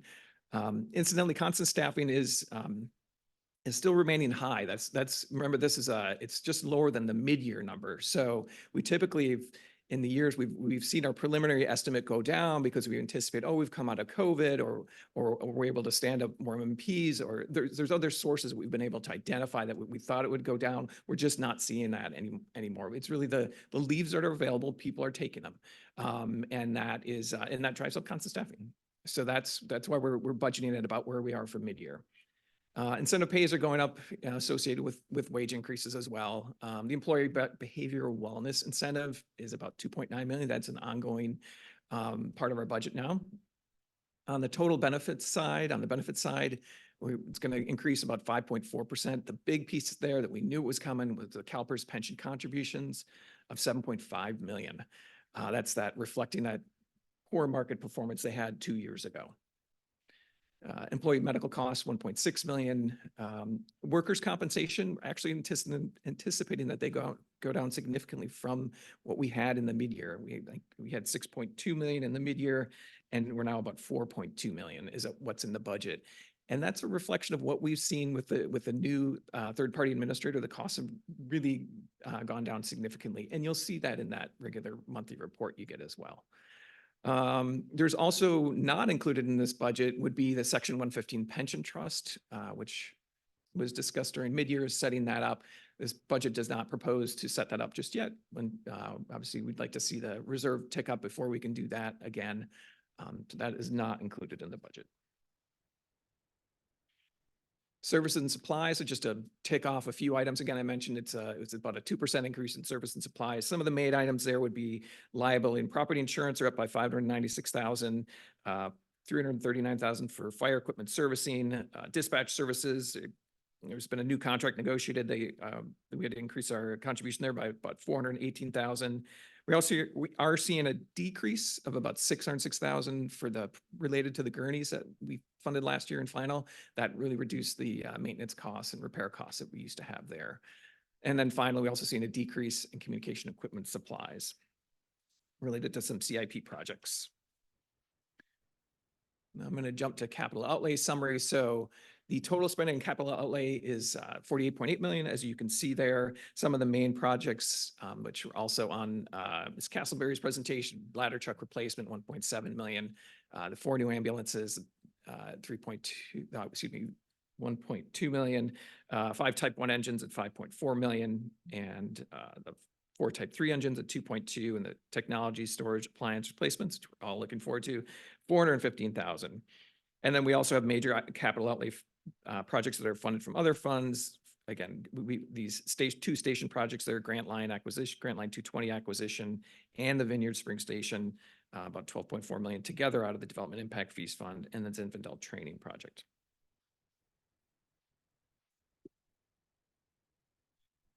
This is moving on to the projection. So where are we headed now? This is the general fund budget projection over 5 years. What can I tell you? Some background around this. This includes economic data from the Bureau of Labor Statistics and the property tax data is from our property tax consultant, HDL. Annual inflation is at 2.5%, just held through the forecast period. That's a little higher than where we are today. That's maybe on the conservative side, but think that would be appropriate right now. The cost of borrowing rate is about 4.5% in the budget year, and then it'll gradually step down to about 3% in 28-29, the last year there. The PPGM, PPGMT, and the VRP, those IGT programs are grown at about 2%. Not expecting a big change with those. And then compensation is grown annually at 3%, which would include all sorts of compensation increases, whether that be promotions, raises, wage increases, budgeted at 3%. So the red line, I'll read out the numbers so you can track what's happening there. Again, we saw on the second slide I showed you, which was the 11.3% is a projected reserve in 24-25. 25-26, there is a slight rise to 11.4%, and then 12.3% in 26-27, 13.5% in 27-28, and getting them to 14.7% in 28-29.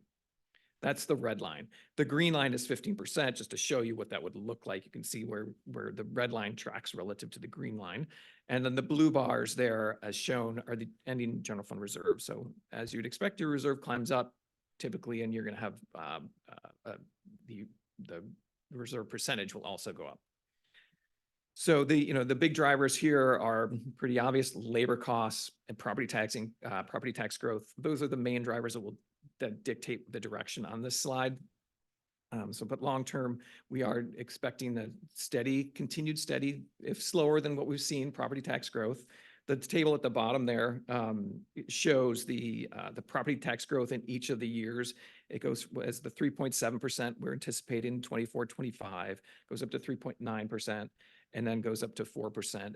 Again, 3.9 and then 3.8. So really steady, just under 4, yes, add 4 1 year for the 5-year projection.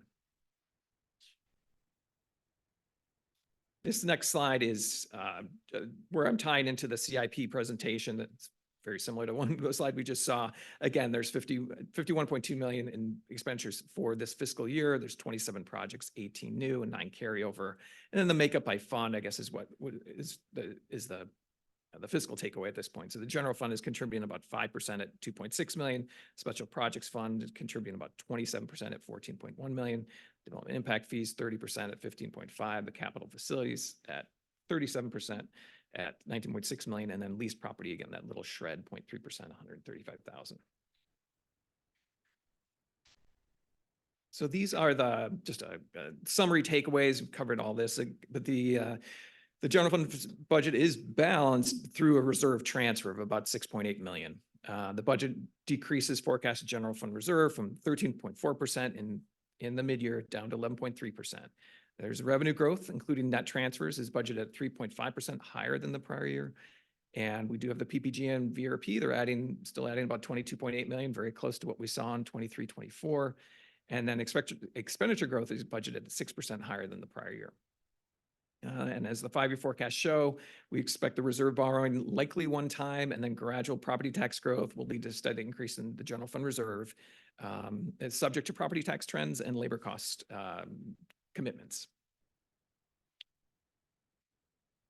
The recommendation is to approve the seven resolutions adopting the preliminary budget for the fiscal year ending June 30th, 2025. Before I do that, I do like to just take a moment to point out a couple things about our budget. First, to thank the divisional budget officers, the executive team, and the finance team, particularly Tara Mailer, Sarah Ortiz, and Ron Empedrad. Is Ron here? He's in the back. Thank you, Ron, for putting this together. And also want to note one enhancement in the positions and authorization document. We've changed the column, so there's no longer three descriptions: authorized, actual filled, and funded. And now it just simply says established positions and budgeted positions. Hopefully that brings simplicity and clarity to that issue, which I've struggled with myself. And then finally, I have some late breaking budget news. The department was recognized. Their 23-24 final budget was awarded the Distinguished Budget Presentation Award from the Government Finance Officers Association of America. So we're in a group of about 1% of local agencies that receive this type of recognition. Last year, we received similar recognition from the California Society of Municipal Finance Officers. I know these are long names. But this is the first time we've got the national recognition. So it's pretty special. And And we're just pretty pleased with ourselves.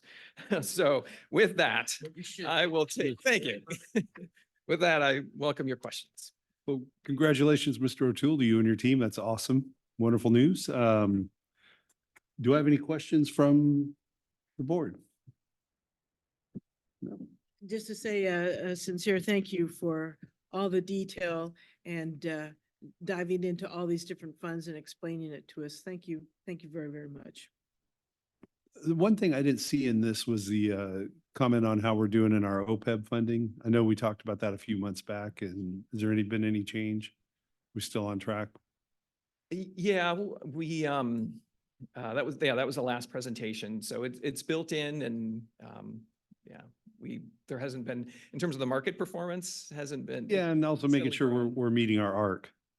Yes. Yeah. Okay, that hasn't changed. Thank you. All right, well, we do have to take all of these separately. We have 7 different votes we'll need. So I'll start with Resolution 2024-25 regarding the General Operating Fund 212A. So moved. I got a motion. Second. I got a motion and a second. Can we get a roll call, please? Yes, Director Sailors, Aye. Director Weber, Aye. Director Sheets. Aye. Director Wood, Aye. Director Rice. Aye. Director Jones, Aye. Director Costa, Aye. Director Clark. Aye. Thank you. Motion passes. Mr. Chair, I move Capital Facilities Fund 212D. I've got a motion and a second. Can we get a roll call, please? Director Sailors, Aye. Director Weber, Aye. Director Sheets. Aye. Director Wood, Aye. Director Rice. Aye. Director Jones, Aye. Director Costa, Aye. Director Clark. Aye. Thank you. Back and forth. Okay. Mr. Chair, I move Grants Fund 212G. Second. I got a motion and a second. Can I get a roll, please? Director Sailors, Aye. Director Weber, Aye. Director Sheets. Aye. Director Wood, Aye. Director Rice. Aye. Director Jones, Aye. Director Costa, Aye. Director Clark. Aye. Thank you. Motion passes. Mr. Chair, I move Development Impact Fees 212I as in Ida. Second. I've got a motion and a second. Can we get a roll, please? Director Sailors, Aye. Director Weber, Aye. Director Sheets. Aye. Director Wood, Aye. Director Rice. Aye. Director Jones. Aye. Director Costa, Aye. Director Clark. Aye. Thank you. Motion passes. Mr. Chair, I move Leased Properties Fund 212L. Second. I've got a motion and a second. Would you call the roll, please? Director Sailors, Aye. Director Weber, Aye. Director Sheets. Aye. Director Wood, Aye. Director Rice. Aye.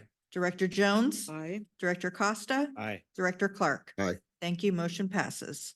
Mr. Chair, with your permission, I move the IGT Fund 212M. Second. I've got a motion and a second. Would you call the roll, please? Director Sailors, Aye. Director Weber, Aye. Director Sheets. Aye. Director Wood, Aye. Director Rice, Aye. Director Jones, Aye. Director Costa, Aye. Director Clark. Aye. Thank you. Motion passes. Thank you so much, Mr. O'Toole. Wait, We have one more. Special project. 212S. Yes. with your permission, Mr. Chair. Special Projects Fund 212S. I already marked that one Second. off. All right, I've got a motion and a second. Can we get that one called, please? Yes. Director Sailors, Aye. Director Weber. Aye. Director Sheets. Aye. Director Wood, Aye. Director Rice, Aye. Director Jones, Aye. Director Costa, Aye. Director Clark. Aye. Thank you. Motion passes. Thank you so much, Mr. O'Toole. All right, moving on to reports. I have nothing and President Gould left me nothing to report on his behalf, so we'll move on to the fire chief's report. Yes, good evening, directors, colleagues, member of the public, and I'd like to start off in welcoming a new hire and Gloria. Thank you for being patient in a long board meeting. Gloria Gladys, I hope I got that name right. Please note, she does not want to come to the podium, but she's back there patiently waiting. Gloria was hired to the position of Emergency Medical Service System Technician in the EMS division effective May 6th. Welcome, Gloria, and glad to have you on board. Welcome. Once again, thanks and congratulations to Mark Jones and Marie. Congratulations on your retirement. Some events real quickly. On May 31st, Assistant Chief Farika, Assistant Chief Lozano, and I attended the 23-1 CalJack Paramedic Academy graduation with President Rice. They graduated a whole group of new paramedics, and they offer those recruitment services to 175 departments throughout the state. And it's a great partnership with them. Following that partnership, we also sent some of our paramedics down to help with their interview process for their next battery of EMTs. So that collaboration is working extremely well, and we look forward to growing that in different avenues also. Thank you to the members who helped coordinate the Station 51's open house, and Director Costa was there. Great turnout. The crews there did an exceptional job, and I think Chief Wagaman will probably talk about in his report out, saved the district a ton of money by doing self-improvements like we used to do old school. So I can't thank those crews enough, and the station looked absolutely beautiful. And then we had a promotion ceremony on Tuesday where we gathered and honored the milestones and accomplishments of 19 of our members who were promoted between October 2023 and June 6th. Thank you to everybody that was involved and Director Weber for attending. It was a great ceremony. And then lastly, yesterday, it was an honor to host the National League of California Cities Public Safety and Crime Prevention Committee, where we had all of our executive team attend, and Director Jones, thank you for attending. We got asked to speak upon partnerships, specifically with our cities, fire prevention policy considerations. Our MIH was obviously requested and entertained and valued. Very interested in there. And the last thing, which we took also back to CAP, was a very high interest in our American wildfire problem, the WUI problem. And Chief Mitchell and Jeff Fry spoke on that and had a ton of questions. That collaboration in committee, we look forward to working with them in the future also. And that's the end of my report, unless you have questions. Thank you very much, Chief. Any questions for Chief House? Thank you. We'll move on to the operations report. Deputy Chief Mitchell. Thank you, Director, and good evening to all. Battalion Chief Grant Russell is going to join me up here. I know we've seen a lot of phenomenal presentations tonight from some incredible professionals that work for this organization. I'd just like to take a quick moment and recognize personally from my level of thanks to Assistant Chief Johnson and Assistant Chief Rudnicki for providing the service delivery update on top of their day jobs. I asked them to come up and be a little bit out of their comfort zone and provide you that update. So to both chiefs, thank you very much for your job and job well done. Another phenomenal individual is Battalion Chief Grant Russell, Special Operations Battalion Chief, but also in charge and helping with our vegetation management plan training burns. And so I'm going to have him come up, talk a little bit about that, and then talk about how it's already starting to pay dividends on the training end of our relationships growth as well. So Chief Russell. Good evening, directors, Chief House, colleagues and members of the audience. So this year, at the direction of the training division, we tried to get back to a regional wildland drill like we used to do pre-COVID days. So we planned live fire training on 3 different shifts for this year. And so far we've completed 2 of them. One day had to be canceled due to the weather. It was unfavorable conditions that day. And we actually ended up with a very busy day that day just due to the call volume and reaching drawdown with our resources. So we've combined our vegetation management projects, which is helping our local land management partners, in this case, Sacramento County Parks, and the Center for Natural Lands Management that manages the Illacalla Preserve, which is just south of here in the community of Mather off of Zinfandel. And we've been collaborating with them for several years now, and we are starting to see benefits of these training burns in the restoration of the native species and getting rid of the invasive species down there. So today we've completed 2 of those burns. The first one was 125 acres, and Director Weber was actually in attendance for that burn. And then the second one was 75 acres. So far, we've completed about 250 acres. Tomorrow, we plan to burn about another 80-ish acres, depending on weather and timing, and that will be the final burn for this year. The drills, we've been focusing on interagency, so we did invite all of our regional partners. We've had 2 of them accept and participate in every drill, and that is the Sacramento Department of Airports and our CAL FIRE partners to the east from the Amador El Dorado Ranger Unit, or It's no longer a Ranger unit, it's the El Dorado unit. The focus has been on that interagency coordination, communications, operations, and we're integrating everybody from all the agencies and integrating everybody into working together. So getting rid of the divisions and getting crews used to working together before we actually meet up on the actual fire ground, and getting over those hurdles that we always have with communications and just not being comfortable with each other's operations. In support of that, we also have recently graduated a fire academy, and we're making every effort to get our newest members out to these drills. So trying to get experience for our most inexperienced people. And this is a great opportunity. And I think we've been successful on 2 shifts, and hopefully tomorrow we'll be successful on the 3rd shift. The burns are focused on reintroducing fire into the landscape, reducing the hazardous fuels buildup, and the reduction in invasive plant species. So yesterday, we actually saw a benefit of all this training. So I'm sure you're aware of is we responded to the Grant Line incident, or a Grant Line in White Rock. So we responded to a 120-acre fire in the state responsibility area within our jurisdiction. So what that does is it means we're responding as it's within our jurisdiction as first responders, but our CAL FIRE partners are responding down due to their statutory responsibility for the state wildlands. So Metro Fire Crews and CAL FIRE Crews, we integrated into a unified command structure, which was actually very seamless because we had already done it 2 times before in training scenarios. And the players already knew each other, and we had gotten over that awkwardness of working together. And so we actually had probably one of the most smoothest run incidents in the SRA that I can remember. And I think it is due to the training and then to the collaboration that we've developed over the last several years with CAL FIRE and our other regional partners. So on that fire, Metro Fire responded with 6 engines, 2 water tenders, 1 bulldozer, 1 helicopter, and multiple chief officers. Well, our CAL FIRE partners responded with 6 fire engines, 3 hand crews, 2 bulldozers, 1 air TAC, 4 air tankers, 1 helicopter, and several chief officers.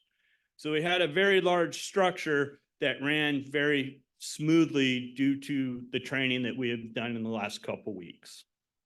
So training prior to these large incidents with our cooperating agencies makes for a more effective and coordinated fire response and makes us more efficient. So we handled the 120-acre fire in a relatively short period of time. And then we were able to get our resources back into their first in areas. And then CAL FIRE took over responsibility for the incident once the emergency was mitigated. And that's all I have, unless you have any questions. Thanks so much. Do we have any questions? Director Weber? Yes, could you expand upon another portion of the collaboration? I found it fascinating, the radio integration that you've done as far as they have ours, we have theirs now. I mean, that's got to be extremely helpful to us. And again, forward thinking on your parts. So that, if I'm not mistaken, I think their CAL FIRE's chief officers now have 800 radios, and we train them on how to use them. So their chief officers are now able to hear what's going on our TAC channel before they arrive on scene and before we start switching over to the VHF tactical channels. So it's actually made the communications easier because regardless of whose channel we're on, the command staff is able to communicate back and forth and just kind of eliminate some of that awkwardness and inability to communicate that we've had in the past. Any other questions?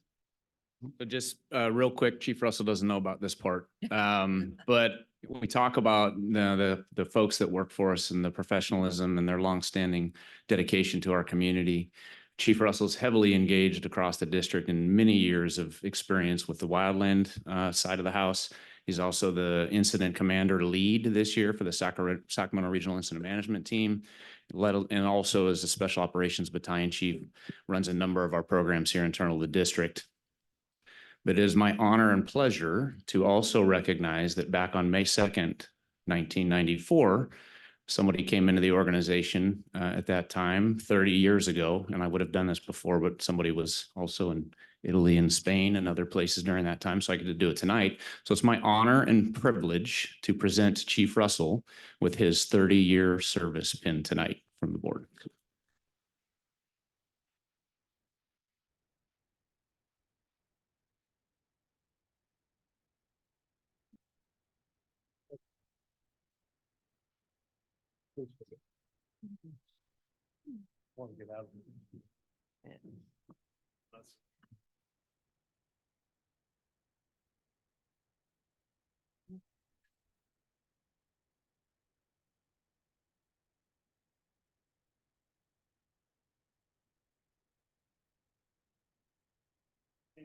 Congratulations.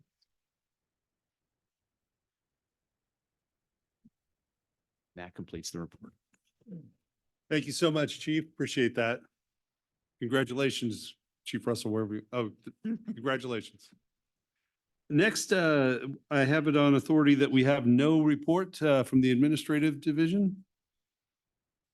Thank you. Moving on to Support Services and Deputy Chief Wagaman. Good evening, Board of Directors, Chief House, and staff. Tyler Wagaman, Deputy Chief of Support Services with your support report. Starting off with facilities, already briefly talked about Station 51 open house, huge success. Yeah, I have to mention sweat equity is contagious. It's inspiring. It adds ownership, and it's very cost effective for the organization. It doesn't cost us a whole lot of money to drop a few yards on the front bay and have the firefighter step up and help out. And that's exactly what has happened at every single one of these stations. And we're going to continue to do that. So specifically Station 51, 4 yards of decorative rock to help freshen up the landscape. The apparatus bay lights were all replaced with new LED lights. Again, very inexpensive, but makes a big improvement to these fire stations. That's much needed. As well as replace several broken and stained tiles. Director Costa, you can probably attest now that that station has a lot of tile. It's a house of tile. Roof-wise, either completely replaced or repaired Station 21, Station 4, and 2101 Hurley. Station 50 dorm project is complete. They have reoccupied the space. They love the space. Facilities and our contractor did a stand-up job. Station 22, new parking lot stripe and seal. Station 65, new HVAC unit. On the fleet front, we expect 6 new ambulances to hit our fleet division within the next week. So we look forward to getting those outfitted and out on the street and get them into service. Community risk reduction. It is weed abatement season. It's the first week of June, and we're hearing 100+ acre grass fires. That's incredibly concerning, and to be focused on weed abatement is a big deal. And we need the folks that are responsible in the community for those that have large parcels to mitigate those so we don't have large fires. That's our goal, is to keep that community safe. So 689 notices to abate letters went out on May 1st. CRD completed the first round of inspections the first week of June. Second notices to abate, a total of 148 went out. And that second round of inspections are going to occur in the second and third week of June. So total of 78% compliance rate on that first round. So doing pretty good. Fire Investigator Sergeant successfully completed his probation on June 12th. Congratulations to him. Investigator Morton had a arson arrest at Jackson and Excelsior just the other night. So we were able to apprehend him during the firefighting operation and get that individual off the street. So congratulations for him. Metro Fire is going to be hosting the Sacramento Regional Fire Prevention Officers meeting. It actually happened today, right? So it already occurred. Fire investigators and inspectors will be attending training provided by the Office of the State Fire Marshal on fireworks laws and regulations, recognition of safe and sane and illegal fireworks and explosives, resources for local agencies, fireworks safety, and burn statistics. The fire investigators and inspectors will also be attending training for the Sacramento Sierra Arson Task Force on June 18th within Placer County. Last but not least, and certainly most important, we have a trio tonight, another recognition. And this individual I had to pull out the calculator, and almost tapped it out when I started running the math. 11,000 days in membership with this agency, over 88,000 hours of regular duty time worked. Yet overtime, we're talking over 100,000 hours of dedication to this organization. Assistant Chief Law, can you please come forward?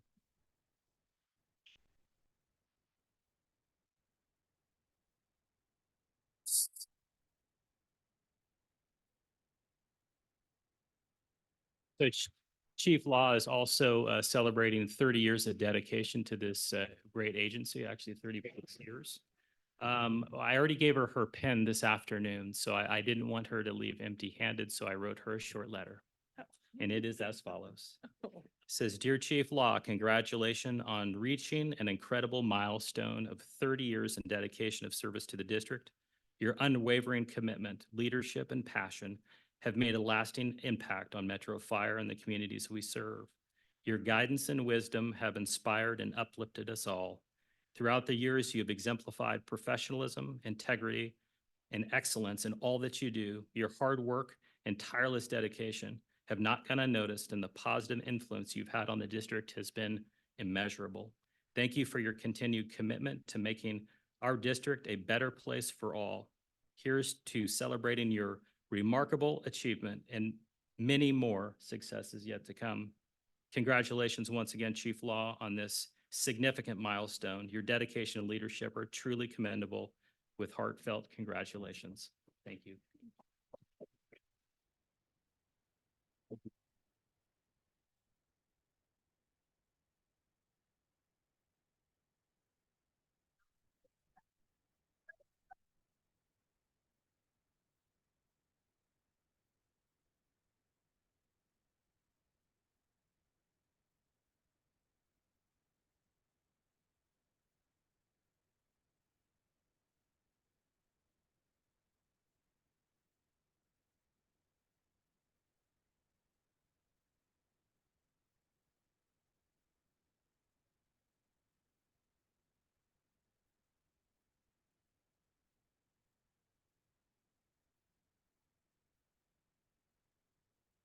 And Director Wood, end of a report unless you have any questions for me.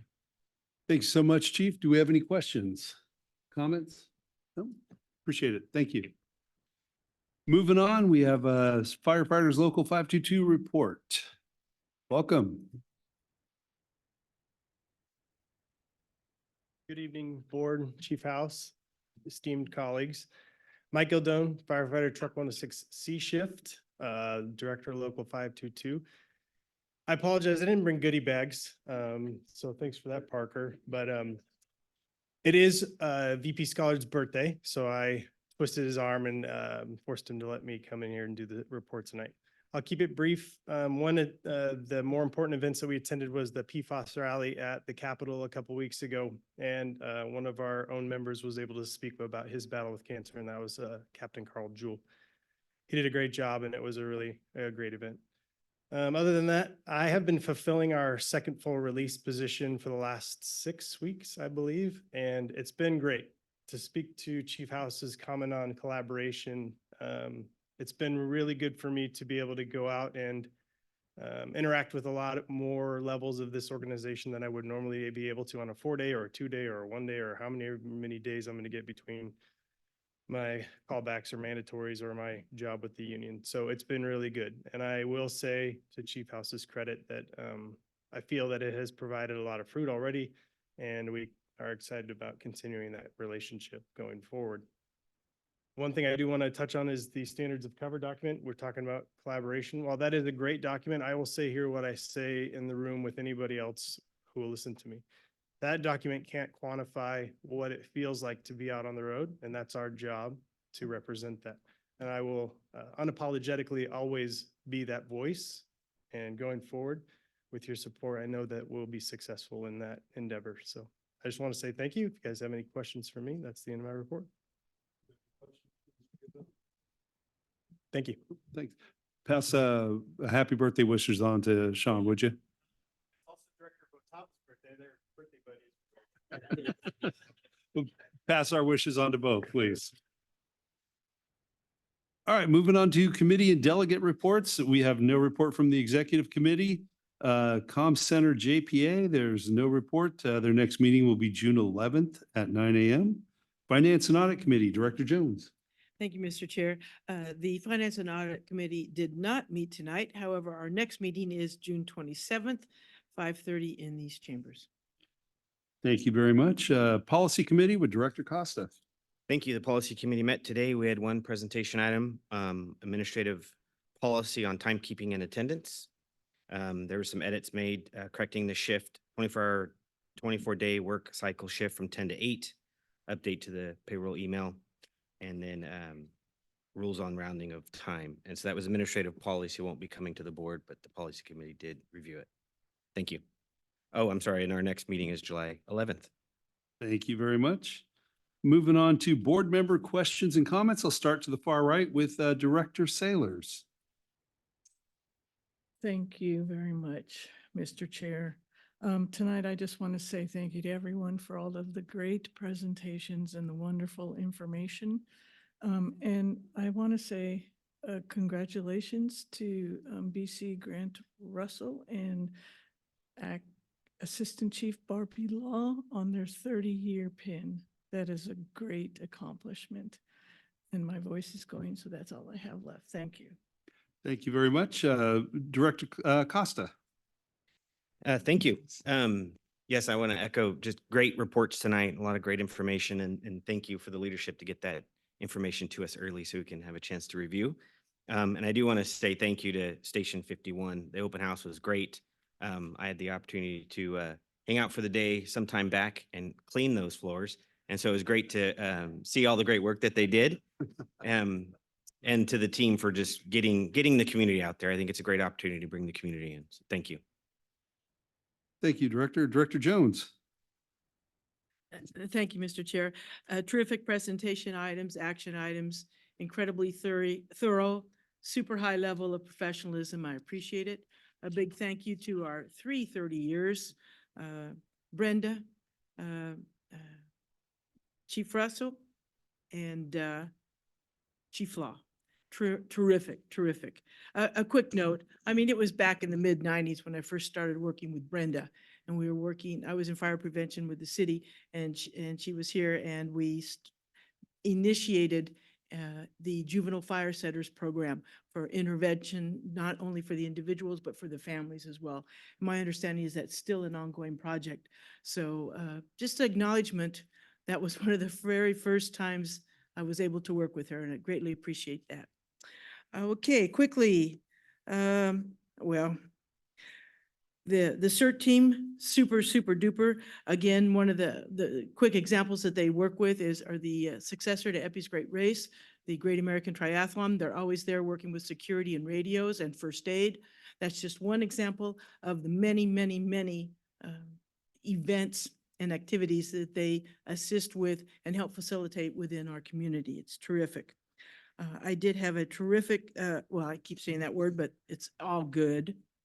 The Cordova Community Council had a very moving Memorial Day service commemoration.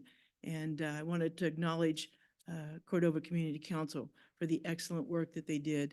And they had Ami Bera's Chief of Staff, Matt Satoni. Excuse me if I butchered that last name, but Matt did a terrific job with a very moving speech about his military experience and tying that into all of our lives today. So thank you to the council for that. Thank you very much, Director. Director Weber. I just want to congratulate the old folks in the room, both years of service and your retirements. Congratulations. Thank you, Director. Director Clark. Yes, I also want to thank the, what they call it, 30-year retiree, commendations, and Mark Jones and Miss Marie. I wish you a very happy retirement. Thank you for your years of service. Great presentations. I don't know what else to say. There were so many great presentations that it's pretty much overwhelming. We got a great organization. I'm so proud to be uh, allied with this organization and be able to serve.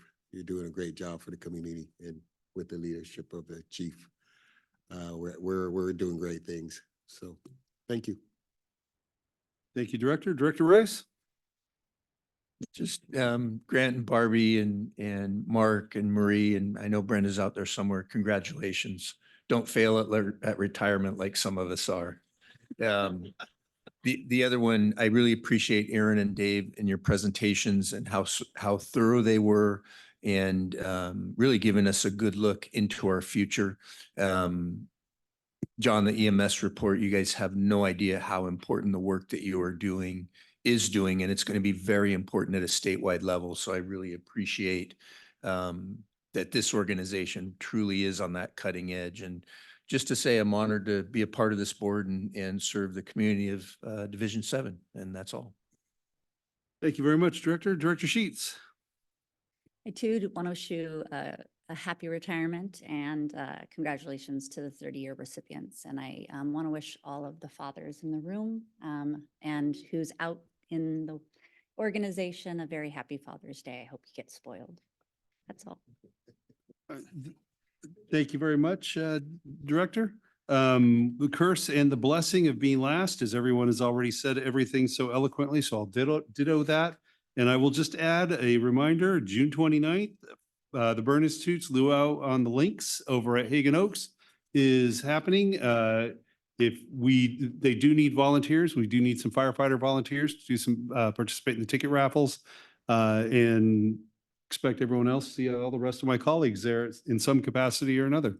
So with that, we will move into closed session, and I hope not to see anyone when we come back.